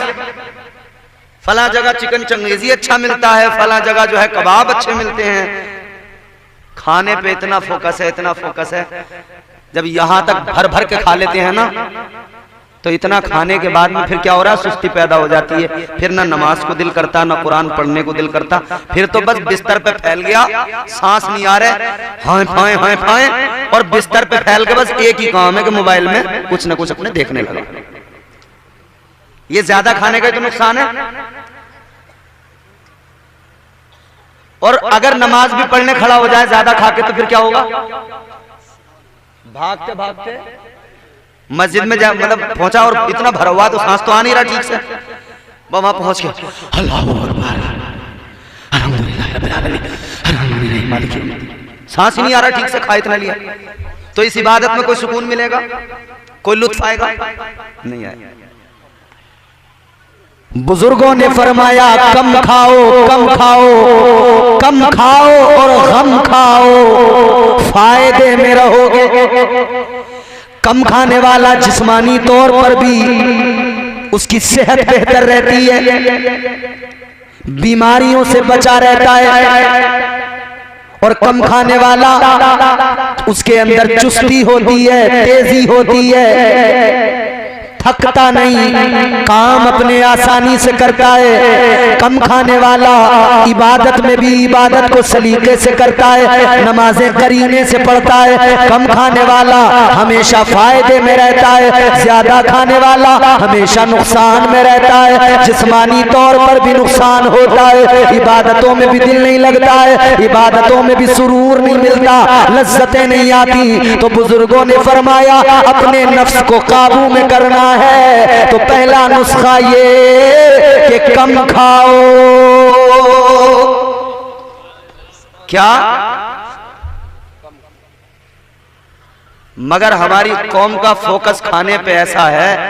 अभी शादी किसी की होती हो, शादियों में जाकर देखो, हलीम भी चल रहा है, कबाब भी चल रहे हैं, नहारी भी चल रही है, मियाँ कोरमा भी चल रहा है।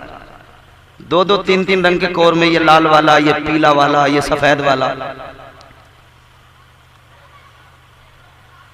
और फिर सितम वाला है, सितम ये कि रिज्क की बर्बादी इतनी है कि शादियों में जितना खाया जाता है उतना ही टेबलों के नीचे फेंक दिया जाता है। अपने रिज्क को जो अल्लाह ने अता किया बर्बाद न किया करो, टेबलों के नीचे न फेंका करो।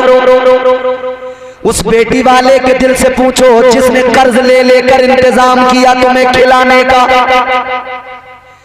वो जब टेबलों के नीचे पड़े हुए रोटी के टुकड़े देखता है, आधी आधी रोटियां आपने यूं ठंडी हो गई टेबल के नीचे फेंक दी, दूसरी मंगा ली, उसके दिल पे बिजलियां गिरती हैं, उसका दिल तड़पता है, जबान से तो कुछ नहीं कह पाता, मगर देखता है कि हाय ये क्या जुल्म है, ये मेरे अपनी कौम के लोग हैं, ये मेरी अपनी बिरादरी के लोग हैं, ये मेरे अपने हम मजहब लोग हैं, मगर इन लोगों को मुझ पर जरा सा तरस नहीं आ रहा, इन लोगों को जरा सा भी मेरा ख्याल नहीं, ये लोग जरा सी मेरी फिक्र नहीं कर रहे, मैं कर्ज लेकर अपनी बेटी की शादी कर रहा हूँ और ये सारे रिस्क को बर्बाद कर रहे हैं। याद रखना, ये रिस्क बर्बाद न किया करो, तुमने वो लोग भी देखे होंगे जो भूखे फुटपाथों पे पड़े रहते हैं, एक एक लुकमे के लिए तरसते रहते हैं। अल्लाह दे रहा है तो उसका शुक्र अदा करो। समझ रहे हो? समझ में आ रही है? अरे कुछ बोल भी जाओ, अल्लाह के बंदो पल्ले पड़ रही है। असल में हमारे लोग ढीठ बड़े होते हैं। अभी अगर यहां ढोलक चल रही होती ना तो मियां जवान तो जवान, बुढ़े भी कूद रहे होते। जब ढोलक की निकलती है ना धूं धूं धूं, और अजीब ही सिस्टम है, कैसे यार अकले मारी गई हमारे यहाँ, लोग कैसे बेवकूफ हो गए। अच्छा भला मर्द है और वो जो गा रहा है बैठ के कव्वाली, वो अच्छा भला मर्द है, अल्लाह ने मर्द बनाया, और वो क्या कह रहा, नाचूंगी गूलड़ तले, नाचूंगी गूलड़ तले, नाचूंगी। तुझे तो अल्लाह ने मर्द बनाया था, तू नाचेगी क्यों नाचेगी? और अगर तुझे नाचना ही है तो तू गूलड़ तले नाच ले, नीम तले नाच ले, पीपल तले नाच ले, जहां नाचना हो नाच ले, मगर इस बात को याद रख के कब्र में फरिश्ते जब तेरी ठुकाई करेंगे तो वो भी बहुत तबीयत से नचाएंगे तुझे। तू नाच, कितना नाचेगा? तू तो गूलड़ तले नाच, पीपल तले नाच।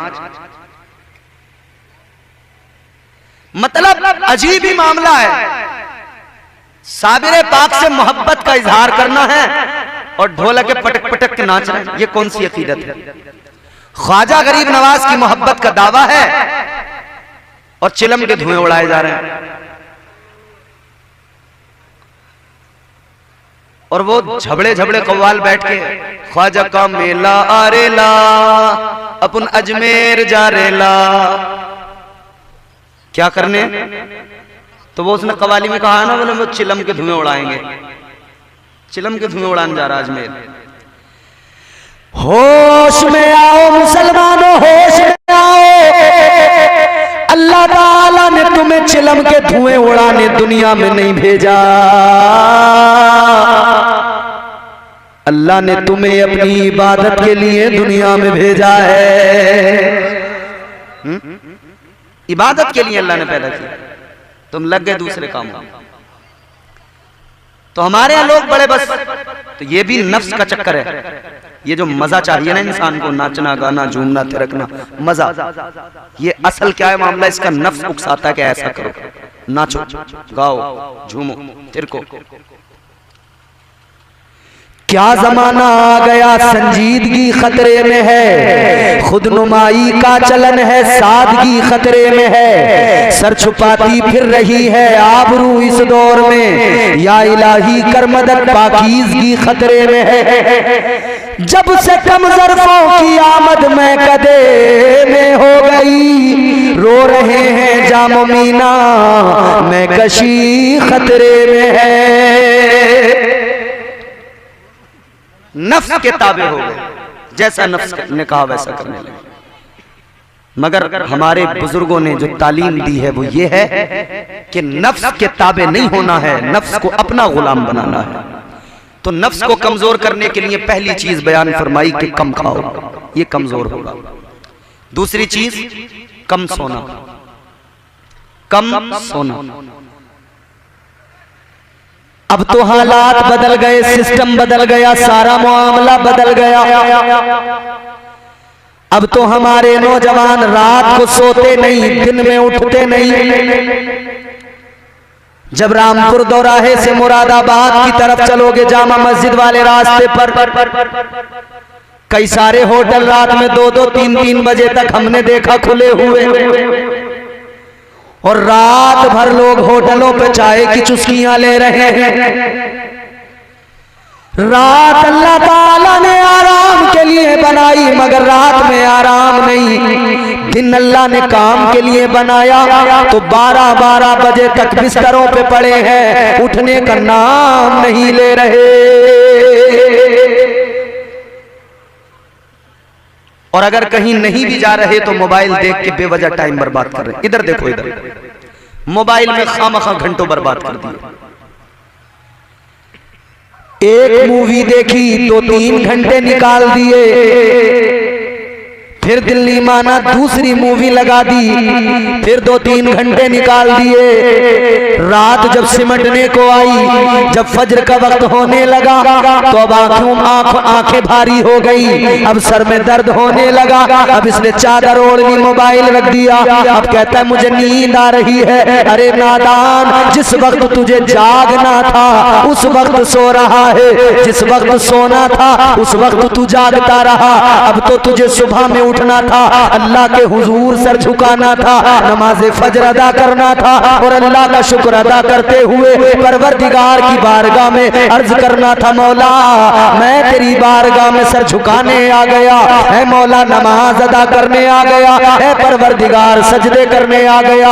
या अल्लाह, सर झुकाना मेरा काम है और मेरे सजदों को कबूल करना ये तेरा काम है। मगर नमाज तो ऐसे समझो जैसे बड़ी दिक्कत हो रही है नमाज से लोगों को। मस्जिदें तो बना ली मगर नमाजी नहीं है। वो किसी ने कहा था ना, मस्जिद तो बना ली पल भर में ईमा की हरारत वालों ने, मन अपना पुराना पापी था बरसों में नमाजी बन न सका। मस्जिदें तो बना ली मगर नमाज पढ़ने की तौफीक नहीं। ये है अल्लाह का फरमान, नमाजी हो जा। बोल दीजिए सुभान अल्लाह। ये है अल्लाह का फरमान, नमाजी हो जा।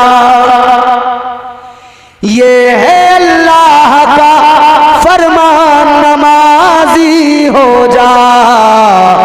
गर है कुरान पे ईमान, नमाजी हो जा। गर है कुरान पे ईमान, नमाजी हो जा।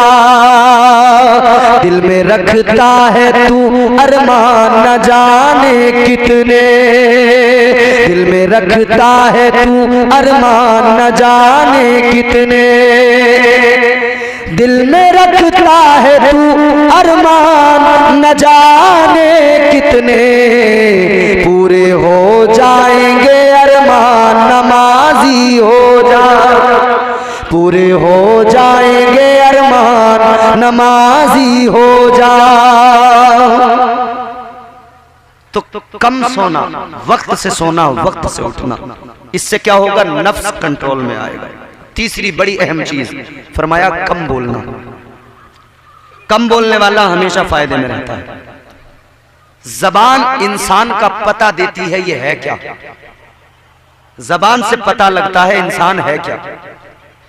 जब तक बोलेगा नहीं तब तक पता नहीं लगेगा, और जब बोलेगा तब पता लगेगा इसके अंदर है क्या।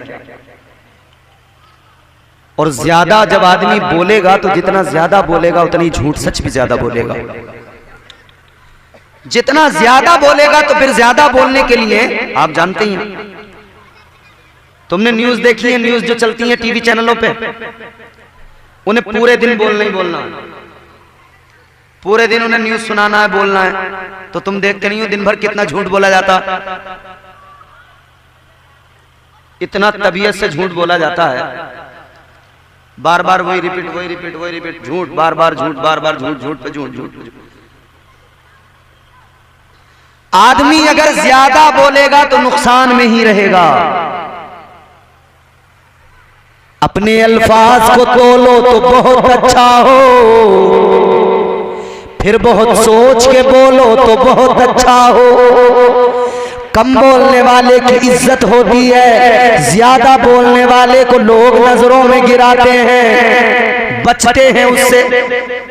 कहते नहीं है अरे यार बड़ा पका हुआ है, बहुत पकाता है। एक बार अगर कोई फंस गया दोबारा वो भागता है, बोले यार ये बहुत पकाता है, छोड़ता नहीं।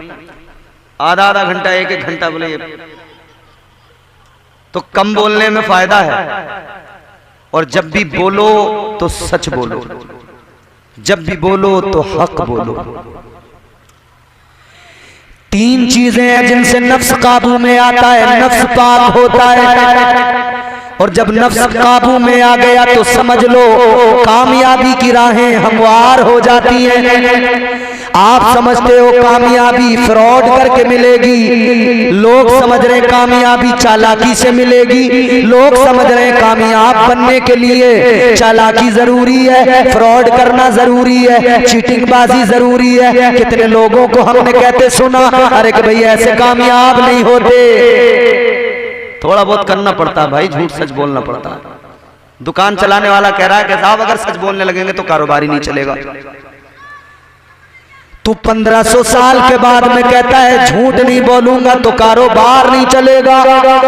मगर सुन, मेरे आका ने खुद तिजारत की, कारोबार किया, एक जबान पर कभी झूठ नहीं आया। आका ने कारोबार किया तो इतना फायदा हुआ, इतना मुनाफा हुआ कि उससे पहले उतना मुनाफा कभी नहीं हुआ था। मेरे आका के सहाबा ने कारोबार किए, उन्होंने कारोबार किए, झूठ नहीं बोला, उन्हें कोई नुकसान नहीं हुआ, वो फायदे में रहे। तू कौन सा बिजनेसमैन आया, तू कौन सा कारोबारी बन के आया, तू कहता है झूठ नहीं बोलूंगा तो दुकान नहीं चलेगी। तूने अपनी सोच वैसी बना ली, तेरी मेंटलिटी सेट हो गई। तुझे लगता है कि जब तक झूठ नहीं बोलूंगा बात नहीं बनेगी, मेरा काम नहीं चलेगा। और झूठ भी वो बला का झूठ, फेरी वाला भी जो आता है ना गांव में, हजरत 300 रुपए के सूट को सीधा 1300 का बताता। मगर हमारी औरतें भी बड़ी चालाक है, 150 से लाती हैं उसे। बोले भैया इसमें क्या है, तो अच्छा थोड़ी है ये 150 रुपए के बतेरे मिल रहे हैं। वो कहेगा ना 150 का नहीं है, अरे ये बहुत अच्छा सूट है, ये ऐसा वैसा। वो धीरे धीरे नीचे आएगा, ये धीरे धीरे ऊपर बढ़ेगी। वो 1300 से 1000 पे आएगा, फिर 800 पे, फिर 700 पे, फिर 500 पे, आते आते वो भी 300 पे रुकेगा, ये भी 300 पे रुकेगा। इसे भी पता है इसे यहाँ रोकना है, और उसे भी पता है मुझे वहीं जाकर रुकना है। मगर झूठ जरूर बोलो। और औरत फिर चालाक बनती है, उल्टा सीधा लेके दरवाजे पे, और फिर चालाक इतनी बनेगी। आदमी को तो बेवकूफ समझ रही हूं, कह रही है इसके अब्बू से तो कपड़े लेने ना आते। कपड़े मर्द पहनेगा मगर खरीद के औरत ला रही है। और छलांग इतनी बन रही है कि इसके अब्बू से तो कपड़े लेने ही ना आते। सीधे कते सीधे हैं इसके अब्बू तो। और कितनी औरतों को तुमने देखा होगा सर पकड़ के रोते हुए जब वो 2 दरियों को 4 बता के बेच के जाते हैं ना वो फेरी वाले। और पूरी जो पुटलिया दे के चले जाते हैं उसमें निकलता कुछ नहीं, और कटकटा के बैठ जाती हैं।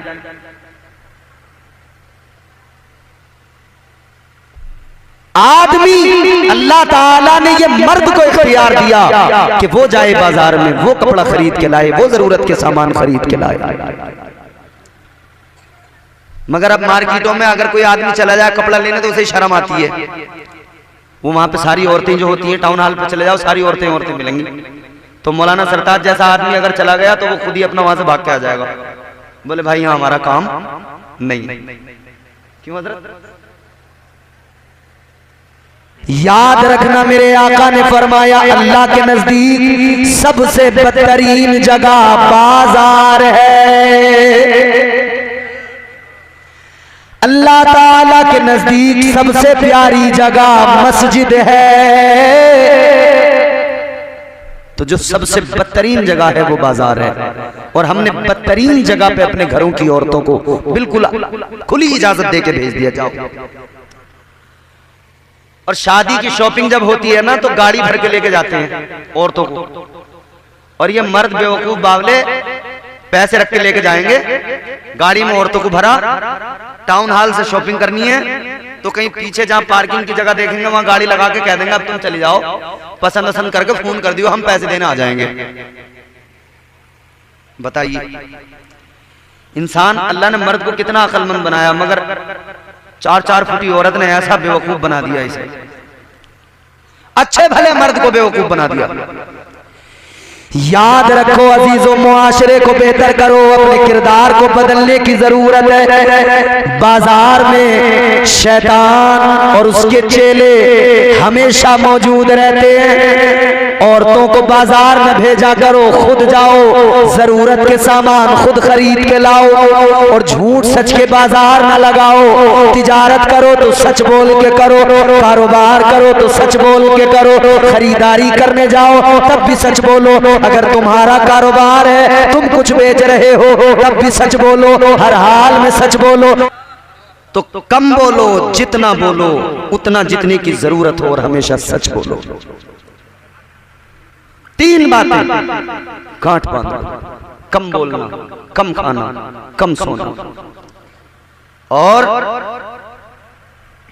एक और अहम बात मेरी सुनिए, नफ्स जिद्दी होता है। क्या? इतनी आसानी से काबू में थोड़ी आ जाता है, जिद्दी होता है, जिद्दी।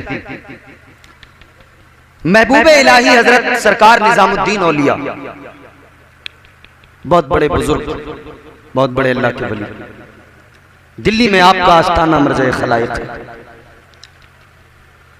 सरकार महबूबे इलाही हजरत निजामुद्दीन औलिया एक मर्तबा बीमार हो गए, तबीयत खराब हो गई,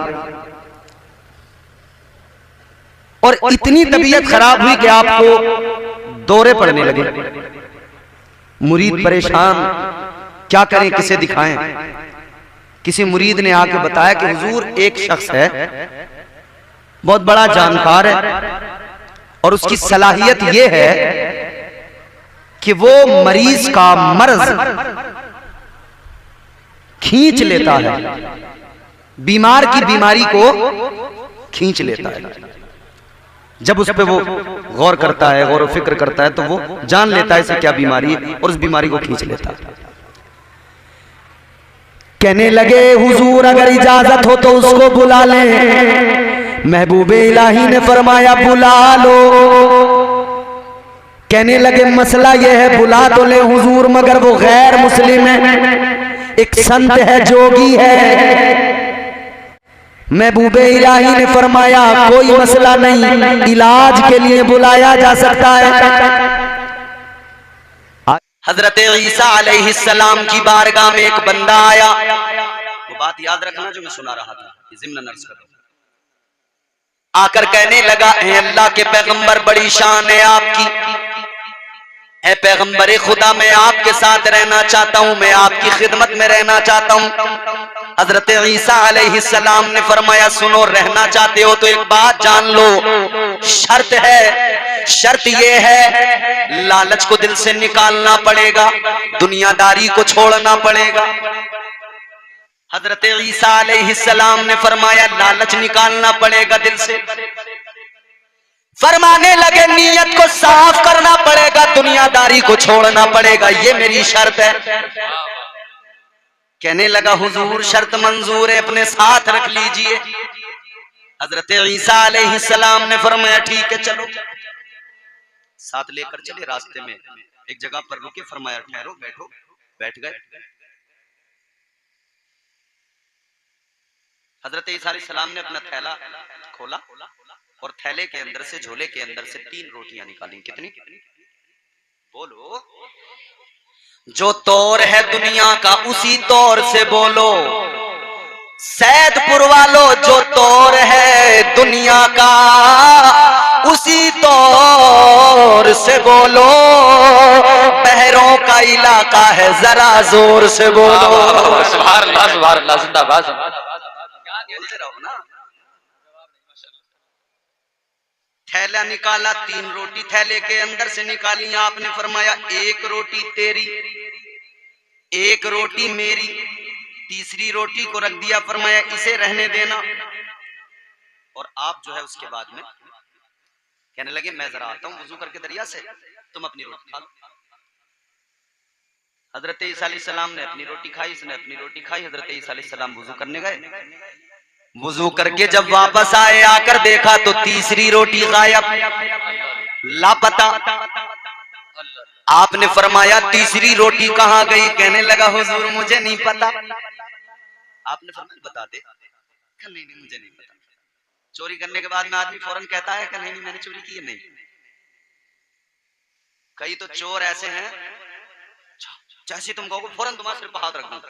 तो भाई तुम्हारी कसम मैं और चोरी, मतलब चोरी भी की है, कसम भी बराबर। कई लोग तो ऐसे माहिर होते हैं कसम खाने के, फौरन कसम, बात बात पे कसम। गलत है। हजरत ईसा अलैहिस्सलाम ने फरमाया बता दे कहां गई तीसरी रोटी? कहने लगा मुझे नहीं पता। आपने फरमाया चल ठीक है, ऐसे नहीं बताएगा तो क्या हुआ, मैं भी अल्लाह का नबी हूं, अल्लाह का पैगंबर हूं, तू जरूर बताएगा। फरमाने लगे चल मेरे साथ। सफर शुरू हो गया, आगे बढ़े, देखा एक हिरनी जा रही है अपने 2 बच्चों को साथ लेकर। हजरत ईसा अलैहिस्सलाम ने इशारा दिया, हिरनी करीब आ गई। आपने हिरनी का एक बच्चा पकड़ा, ज़िबा किया, उसका गोश्त बनाया, भूना। हिरनी खड़ी जानती है सामने अल्लाह का पैगंबर है। गोश्त तैयार किया, भूना, खुद ने खाया, उसको खिलाया। फरमाने लगे हड्डियां नहीं फेंकना, जमा कर ले। सारी हड्डियों को जमा कर लिया। हजरत ईसा अलैहिस्सलाम ने खाने के बाद में उन हड्डियों पे अपना दस्ते मुबारक रखा। फरमाया कुम बिइज़्निल्लाह, फरमाते अल्लाह के हुक्म से जिंदा हो जा। फिर क्या था, उन हड्डियों पे गोश्त लगा। गोश्त जो है अपना चर्बी, अपना जो है गोश्त ने चमड़े का लिबास पहना। देखते देखते वो हिरनी का बच्चा जिंदा हो गया, हिरनी के साथ चलने लगा। सुभान अल्लाह, जिंदाबाद जिंदाबाद, माशाअल्लाह। अब जब हिरनी का बच्चा जिंदा हो गया तो इसने भी देखा। हजरत ईसा अलैहिस्सलाम ने फरमाया देखा? कजी हुजूर देखा, का मौजज़ा है। हुजूर बहुत बड़ा मौजज़ा है, हिरनी का बच्चा जिंदा हो गया, उसको तो हमने खा लिया था। तो हजरत ईसा अलैहिस्सलाम ने फरमाया इतना बड़ा मौजज़ा देख लिया, अब तो सच बता दे तीसरी रोटी कहाँ गई? मगर जब दिल गंदा हो जाए तो जल्दी बदलाव नहीं आता। कहने लगा हुजूर मुझे नहीं पता। अल्लाह अल्लाह, माना नहीं, बोला मुझे नहीं पता। झूठ बराबर बोलता। झूठों ने झूठों से कहा है सच बोलो। जो जितना बड़ा झूठा होता है ना, वही कहता है बोले झूठ पसंद नहीं है मुझे। और सुबह को इसके यहाँ झूठ का ट्रक उतरता है, ये सारे दिन गांव में झूठ बांटता रहता है। माशाअल्लाह। और कहता है बोले देखो झूठ मुझे पसंद नहीं है। अच्छा, झूठों ने झूठों से कहा है सच बोलो, सरकारी ऐलान हुआ है सच बोलो। घर के अंदर झूठों की एक मंडी है, दरवाजे पर लिखा हुआ है सच बोलो। सुभान अल्लाह, सुभान अल्लाह। झूठ बोला उसने, कहा मुझे नहीं पता। हजरत ईसा अलैहिस्सलाम ने फरमाया चल कोई नहीं आगे चल, तू तो कहेगा जरूर बताएगा। आगे लेकर चले, दरिया रास्ते में आ गया। दरिया को देखा, हजरत ईसा अलैहिस्सलाम ने फरमाया दरिया को पार करना है। कहने लगा हुजूर कैसे? नाव नहीं है, कश्ती नहीं है, बोट नहीं है, कैसे जाएंगे? हजरत ईसा अलैहिस्सलाम ने फरमाया शायद तू भूल गया तू किसके साथ है, तू अल्लाह के पैगंबर के साथ है। हजरत ईसा अलैहिस्सलाम ने इसका हाथ पकड़ा, साथ लेकर चलने लगे। पानी के ऊपर चलते हुए दरिया को पार किया। ऐसे गुजर गए जैसे कोई रास्ते पे गुजरता है, पानी के ऊपर से गुजरे कि आपके पैर भी पानी में नहीं भीगे। सुभान अल्लाह, सुभान अल्लाह, जिंदाबाद जिंदाबाद, माशाअल्लाह। ये भी मौजज़ा था, बड़ा मौजज़ा था। आपने फरमाया मौजज़ा देख लिया? बोला जी हुजूर देख लिया। तो हजरत ईसा अलैहिस्सलाम ने फरमाया अब तो बता दे तीसरी रोटी कहाँ गई? कहने लगा हुजूर नहीं मुझे नहीं पता। अभी भी नहीं बताया? बताया नहीं, बड़ा पक्का था। बोला हुजूर मुझे नहीं पता। हजरत ईसा अलैहिस्सलाम ने फरमाया कोई नहीं, आगे चले। आगे लेकर चले, रेत है। दरिया के किनारों पे अक्सर रेत होती है, दरिया के इलाकों में रेत होती है। हजरत ईसा अलैहिस्सलाम ने रेत का एक ढेर बनाया, दूसरा बनाया, तीसरा ढेर बनाया, 3 रेत के ढेर बनाए। आपने उन पर फूंक मारी, तीनों रेत के ढेर सोने के ढेर बन गए। सुभान अल्लाह सुभान अल्लाह। सोना। हजरत ईसा अलैहिस्सलाम ने फरमाया देखा मौजज़ा? बोला जी हुजूर देखा। हजरत ईसा अलैहिस्सलाम ने फरमाया सुनिए, 3 सोने के ढेर, एक मेरा, एक तेरा, और फरमाने लगे तीसरा उसका जिसने तीसरी रोटी खाई थी। जैसे ही इतना सुना, कहने लगा हुजूर तीसरी रोटी मैंने खाई थी। क्या कहने हैं, क्या बात है। मतलब माल देखा तो फौरन तीसरी मैंने खाई, 2 हिस्से जरा जल्दी मेरे कर दो ये। मगर उसे क्या पता था पैगंबर खुदा आजमा रहे हैं। तो लालच, मेरा कहने का मतलब ये ना, यहाँ लालच इतना, ये हाल है। हजरत ईसा अलैहिस्सलाम ने फरमाया देख मुझे न माल की जरूरत, न सोने की जरूरत, किसी चीज की जरूरत नहीं, तू रख। आप चले गए, थोड़ी देर में डाकू हुआ। ये बड़ा खुश था, माल मिल गया, तीनों ढेर सोने के इसके हो गए। 2 डाकू आए, एक पतला एक मोटा। मोटे ने तलवार निकाल ली, बोला भाई साहब क्यों मार रहे हो? तीनों जने बांट लेते। बोले चलो ठीक है। पतले वाले को खाना लेने भेज दिया, उधर उसके दिल में लालच आया। उसने कहा आज इकट्ठा ही खाना खिला दूं, आज बड़ा माल मिला है, वो मेरा काम है। इधर इन्होंने दोनों ने मशवरा कर लिया, बोले 3 में क्यों बांटे, 2 में बांट लेंगे। वो खाने में जहर मिला के लाया, इधर ये तैयार बैठे थे, वो आया, इन्होंने इसको कत्ल कर दिया। खाना खाया तो ये दोनों मर गए, सारा माल पड़ा रह गया। बेशक परवरदिगार आलम खालिक़े कायनात रब्बे लम यज़ल व ला यज़ाल ने कुरान मजीद में ऐलान फरमाया, रब्बना वबअथ फीहिम रसूला। हजरत इब्राहीम अलैहिस्सलाम ने खाना काबा को तामीर किया, अल्लाह का घर बनाया, काबा बनाया। काबा बनाने के बाद में हजरत इब्राहीम अलैहिस्सलाम ने अल्लाह की बारगाह में मारूजा पेश किया। रब्बे लम यज़ल व ला यज़ाल की बारगाह में इल्तिजा करने लगे, अर्ज करने लगे मौला मैंने तेरा घर बना दिया, परवरदिगार मैंने तेरा घर तामीर कर दिया। अर्ज करने लगे मौला जब कोई इंसान कोई काम करता है उसे मजदूरी दी जाती है, या अल्लाह मैं भी मजदूरी मांग रहा हूँ, ऐ मौला मुझे भी मजदूरी अता फरमा। परवरदिगार आलम ने फरमाया मांगो इब्राहीम क्या मांगना चाहते हो? अर्ज करने लगे रब्बना वबअथ फीहिम रसूला। अर्ज करने लगे मौला मैंने तेरा घर आबाद कर दिया, तू इस शहर को आबाद करने के लिए अपना प्यारा रसूल दुनिया में भेज दे। सुभान अल्लाह। नारे तकबीर, नारे रिसालत, उलमाए अहले सुन्नत जिंदाबाद जिंदाबाद। क्या कहते हैं, माशाअल्लाह सुभान अल्लाह। जवाब नहीं।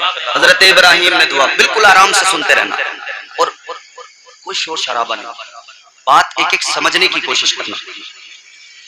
ताजदारे मदीना दुनिया में बाद में आए, चर्चा आका का पहले होता रहा।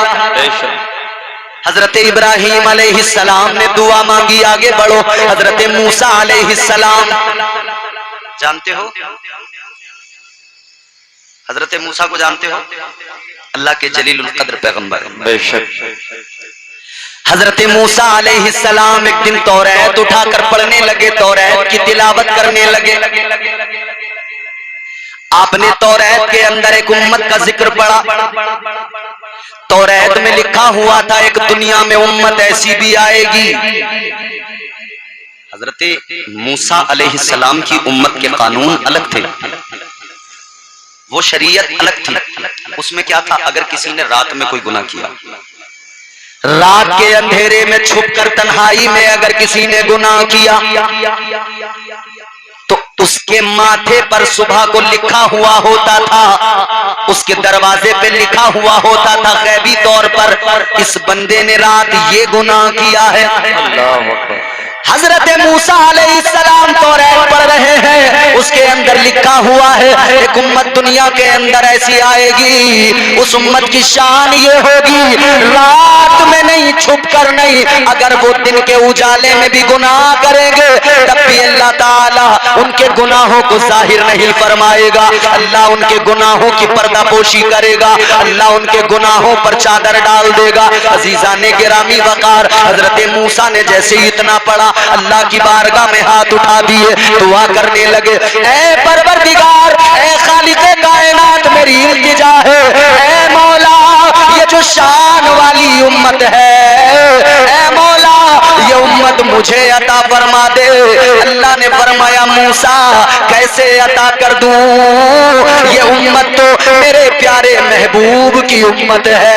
सुभान अल्लाह, जिंदाबाद जिंदाबाद, क्या कहते हैं, माशाअल्लाह, सुभान अल्लाह, बहुत उम्दा। समझो आशिको, क्या बात है, बहुत रात दिन गुनाहों के बावजूद भी अल्लाह गुनाहों पे पर्दे डाल रहा है, ये सदका मदीने वाले मुस्तफा का है। बेशक।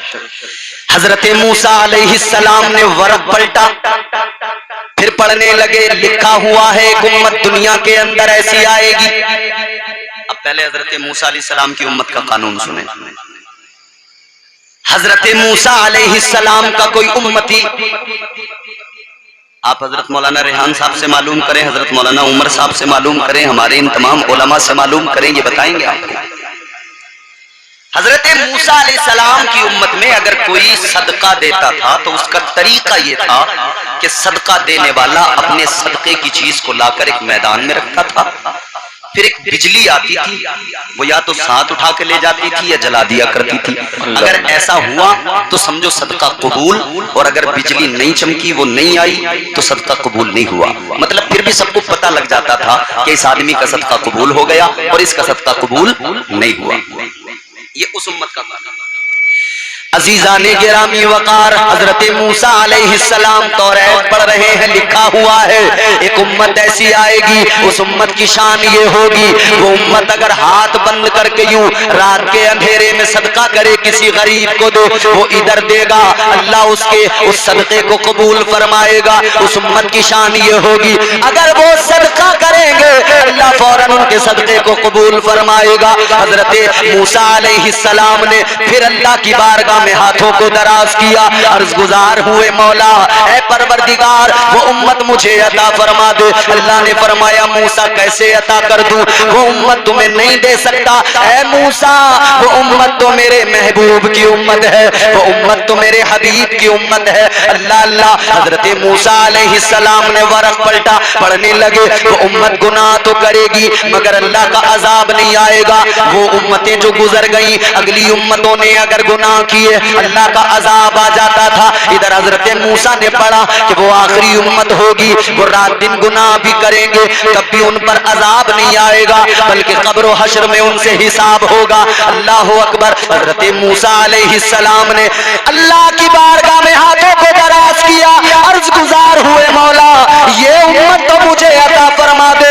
अल्लाह ने फरमाया मूसा ये उम्मत मेरे महबूब की उम्मत है, ये उम्मत मेरे प्यारे हबीब की उम्मत है। अब हजरत मूसा अलैहिस्सलाम ने हाथ उठाए, दुआ करने लगे, कहने लगे अल्लाहुम्मा जालनी मिन उम्मती मोहम्मद। अर्ज करने लगे मौला अगर वो उम्मत मुझे नहीं देता ना दे, मगर इतना करम तो कर दे मौला मुझे भी अपने महबूब की उम्मत में शामिल फरमा दे।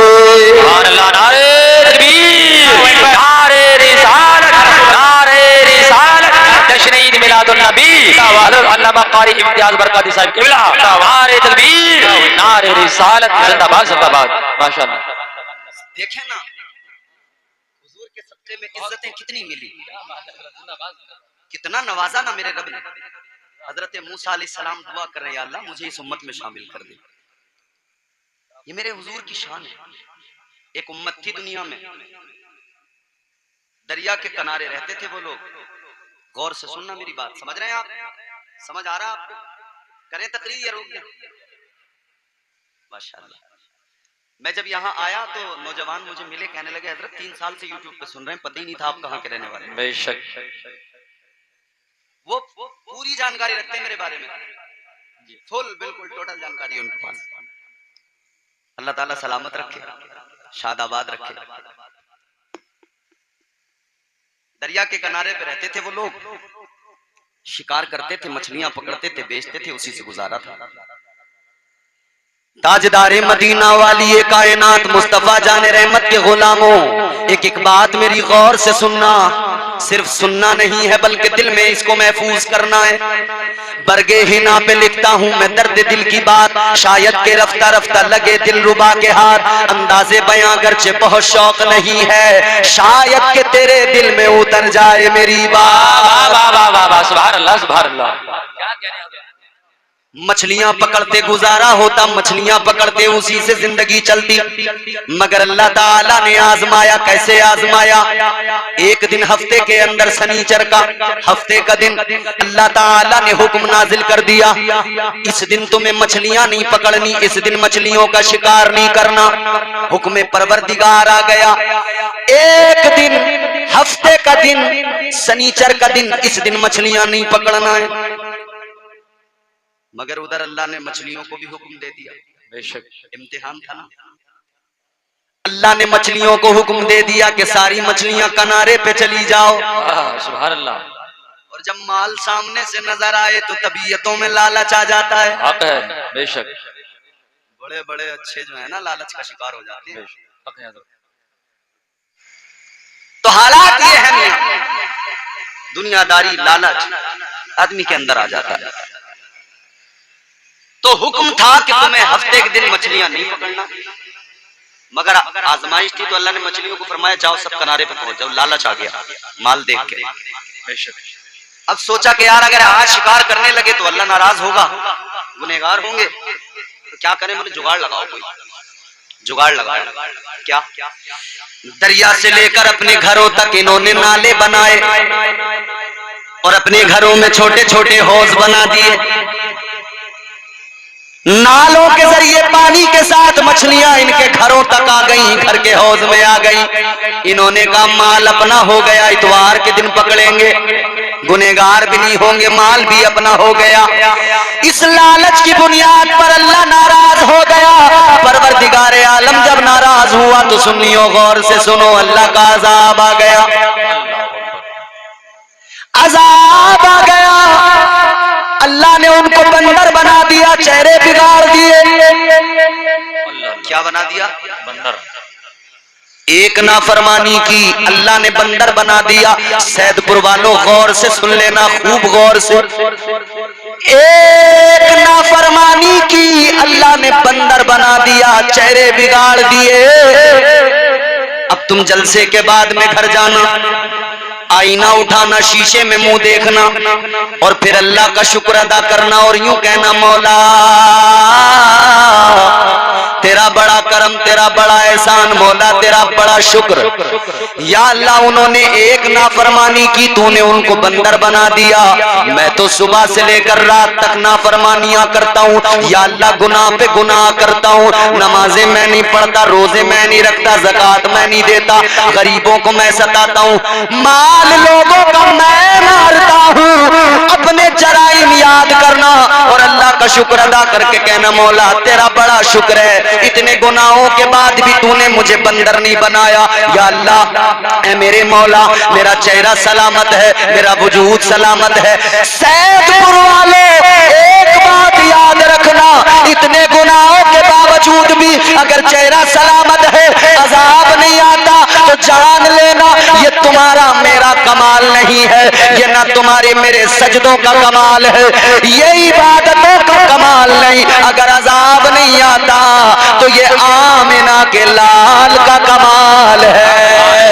नारे तकबीर, हाथों को उठा के बोलो नारे तकबीर, नारे रिसालत, उलमाए अहले सुन्नत, सरकार की आमद, आका की आमद, दाता की आमद, हजरत अल्लामा इम्तियाज बरकाती साहिब किबला जिंदाबाद जिंदाबाद। ये हुजूर का करम है, सदका मदीने वाले का है। माशाल्लाह बहुत उम्दा। कि गुनाह करते हैं हम मगर अजाब नहीं आता। इसीलिए तो हम कहते हैं कभी कैफो मस्ती में आकर तो देखो, मजे कुर्बतों के उठा कर तो देखो, मोहब्बत से सीना सजा कर तो देखो। किसकी मोहब्बत से? आका की मोहब्बत से। दुनिया की मोहब्बत तो बहुत है इधर। कभी कैफो मस्ती में आकर तो देखो मोहब्बत, कभी कैफो मस्ती में आकर तो देखो, मजे कुर्बतों के उठा कर तो देखो, मोहब्बत से सीना सजा कर तो देखो, नबी से ताल्लुक बना कर तो देखो। मुझे पूछते हो कि क्या है मदीना, कभी तुम मदीने में जाकर तो देखो। सुभान अल्लाह, जिंदाबाद जिंदाबाद। तो पता लगेगा क्या है मदीना और क्या है मदीने वाले।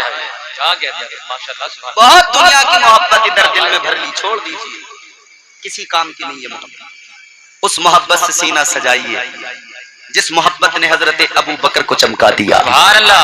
उस मोहब्बत से सीना सजाइए जिस मोहब्बत ने उमर को फारूक आजम बना दिया। उस मोहब्बत से सीना चमकाइए जिसने बनु उमैया के एक फर्द उस्मान को ज़ुन्नूरैन का खिताब अता कर दिया। उस मोहब्बत को सीने में बसाइए जिस मोहब्बत ने अली को हैदर कर्रार शेर खुदा बना दिया। जब हुजूर ने ऐलान नबूवत किया ना, बात समझ में आ रही है? जब हुजूर ने ऐलान नबूवत किया, मक्के के लोगों के सामने सबको जमा कर लिया, एक पहाड़ की चोटी पे हुजूर खड़े हुए, ताजदारे मदीना खड़े होकर आपने इरशाद फरमाया, या अय्युहन नास क़ूलू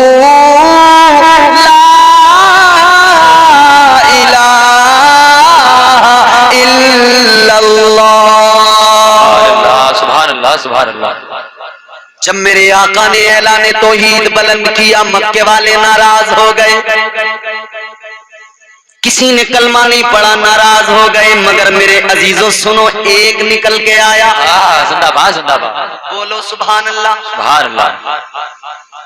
कितना बड़ा निकल के आया, 14 साल का बच्चा निकल के आया। जोर से 14 साल का बच्चा निकल के आया। इस बच्चे ने आकर कहा, ऐ जाने कायनात, मैं आप पर भी ईमान लाता हूँ, आपके रब पर भी ईमान लाता हूँ, रब की रबूबियत, आपकी नबुवत और रिसालत का इकरार करता हूँ। ऐ लोगों, ये 14 साल का एक अकेला आने वाला कौन था? इस जात का नाम कोई और नहीं, मौला अली हैदर कर्रार शेर खुदा था। सुभान अल्लाह, सुभान अल्लाह, माशाअल्लाह। हजरत अली आए थे। बच्चों में सबसे पहले हजरत अली ने कलमा पढ़ा, बड़ों में सबसे पहले हजरत अबू बकर सिद्दीक ने पढ़ा, औरतों में सबसे पहले हजरत सैयदा खदीजतुल कुबरा ने पढ़ा। और मैं तो यूं कहता हूं मियां, जब हुजूर ने ऐलान नबूवत किया ना, उसके बाद में जो हुजूर का ये एक पूरा घराना बना, खास मखसूस घराना तो वही है जो अहले बैत। मगर अगर इन सबको भी घराने में शामिल इस लिहाज से किया जाए कि ये सब वस्साबिकूनल अव्वलून के जुमरे में हैं, तो इसमें कुछ गलत नहीं होगा। आओ वाला हजरत क्या कहते हैं अपने आका की शान बयान करते हुए। मेरे इमाम कहते हैं, सुबह तैबा में हुई बटता है बाड़ा नूर का। अब अगर आप सुभान अल्लाह नहीं बोलोगे तो मैं 1 घंटे तक तकरीर खत्म नहीं करूंगा, और अगर सुभान अल्लाह बोलोगे तो 10-15 मिनट में निपटा लेंगे काम। अब आपकी मर्जी है, जोर से बोलो सुभान अल्लाह। सुभान अल्लाह। सुबह तैबा में हुई बटता है बाड़ा नूर का, सदका लेने नूर का आया है तारा नूर का, सदका लेने नूर का आया है तारा। मेरे साथ मिलकर पढ़िए, सदका लेने नूर का आया है तारा नूर का। सुभान अल्लाह, सुभान अल्लाह। बाग तैबा में सुहाना फूल फूला नूर का। सुभान अल्लाह सुभान अल्लाह।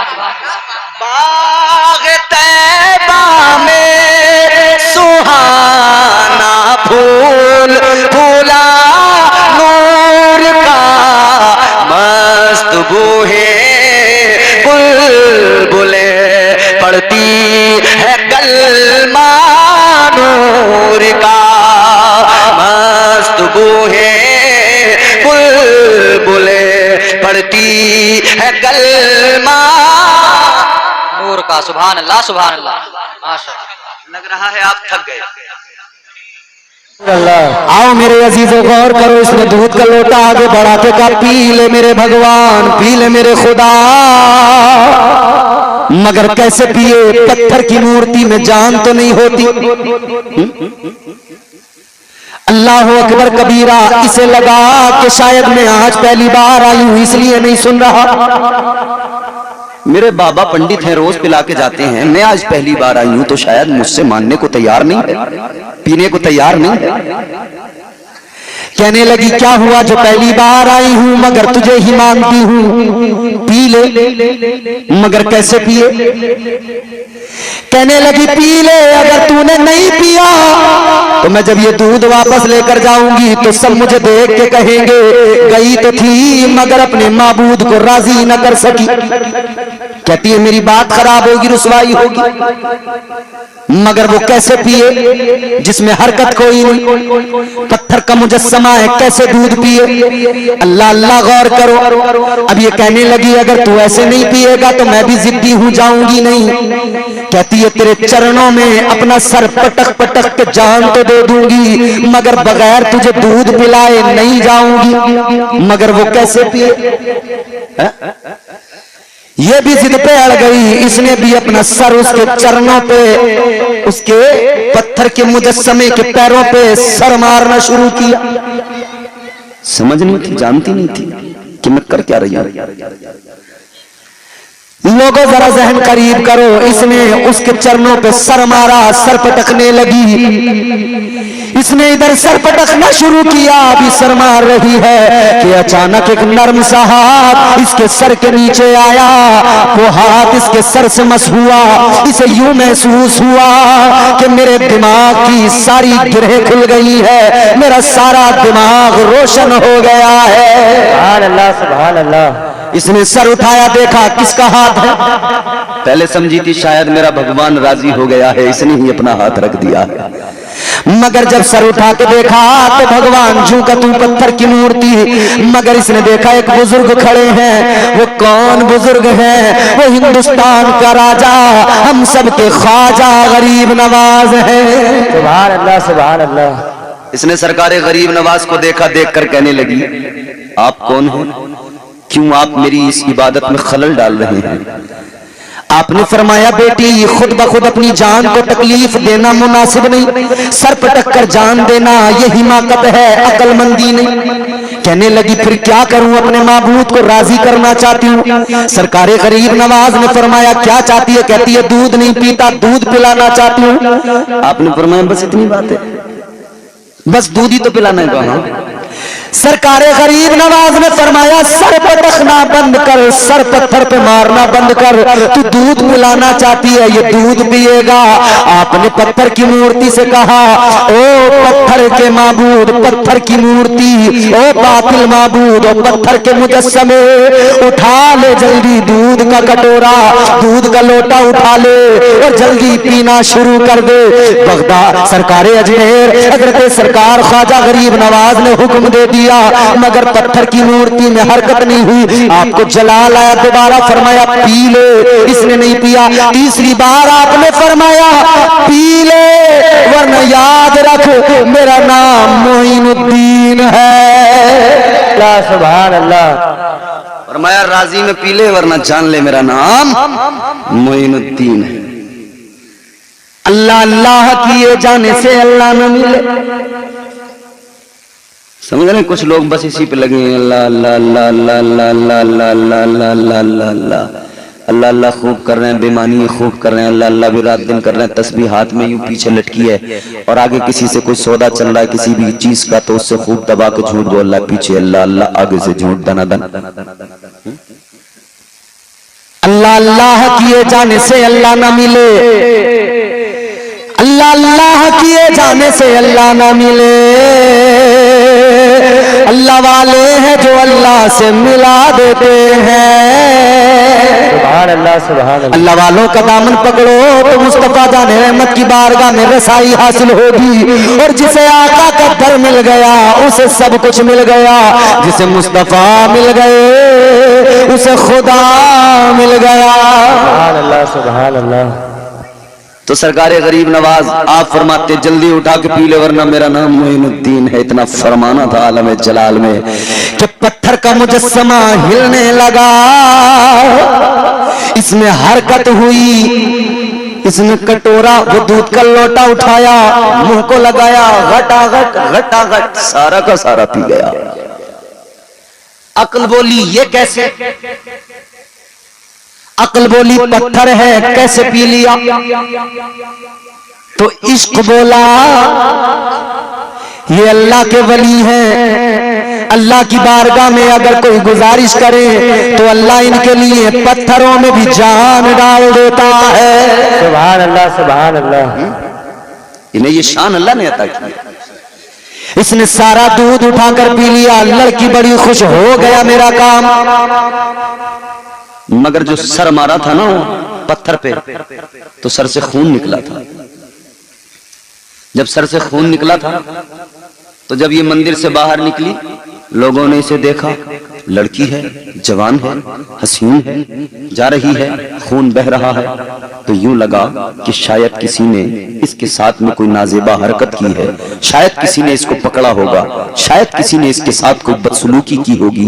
लोग इसे देखकर चौंक गए, ये तो फलां पंडित जी की बेटी है, वो तो बड़े शरीफ आदमी है, मगर किसने जुर्रत की कि पंडित की बेटी पर हाथ डाल दिया, किसने जुर्रत की कि पंडित की बेटी को जो है पंडित की बेटी के साथ नाजेबा हरकत की। अल्लाह अकबर। अब ये लोग 1 से 2, 2 से 4, 4 से 6, 6 से 8, 8 से 10 बढ़ते गए। लड़की आगे आगे जा रही है अपने घर, पीछे पीछे काफी तादाद में लोग जमा हुए। पंडित जी के घर में लड़की पहुंची, बाप ने बेटी को देखा, बाप भी हैरान है, बेटी के सर से खून निकल रहा है। बाप ने अपनी लाडली बेटी को प्यार किया, पर बाप कहने लगे ऐ बेटी ये क्या हुआ, खून कैसे निकला। तो पीछे से लोगों ने कहा पंडित जी अब तुम्हारी बेटी पवित्र नहीं रही। का क्या मतलब, का देखो ना अकेली गई थी।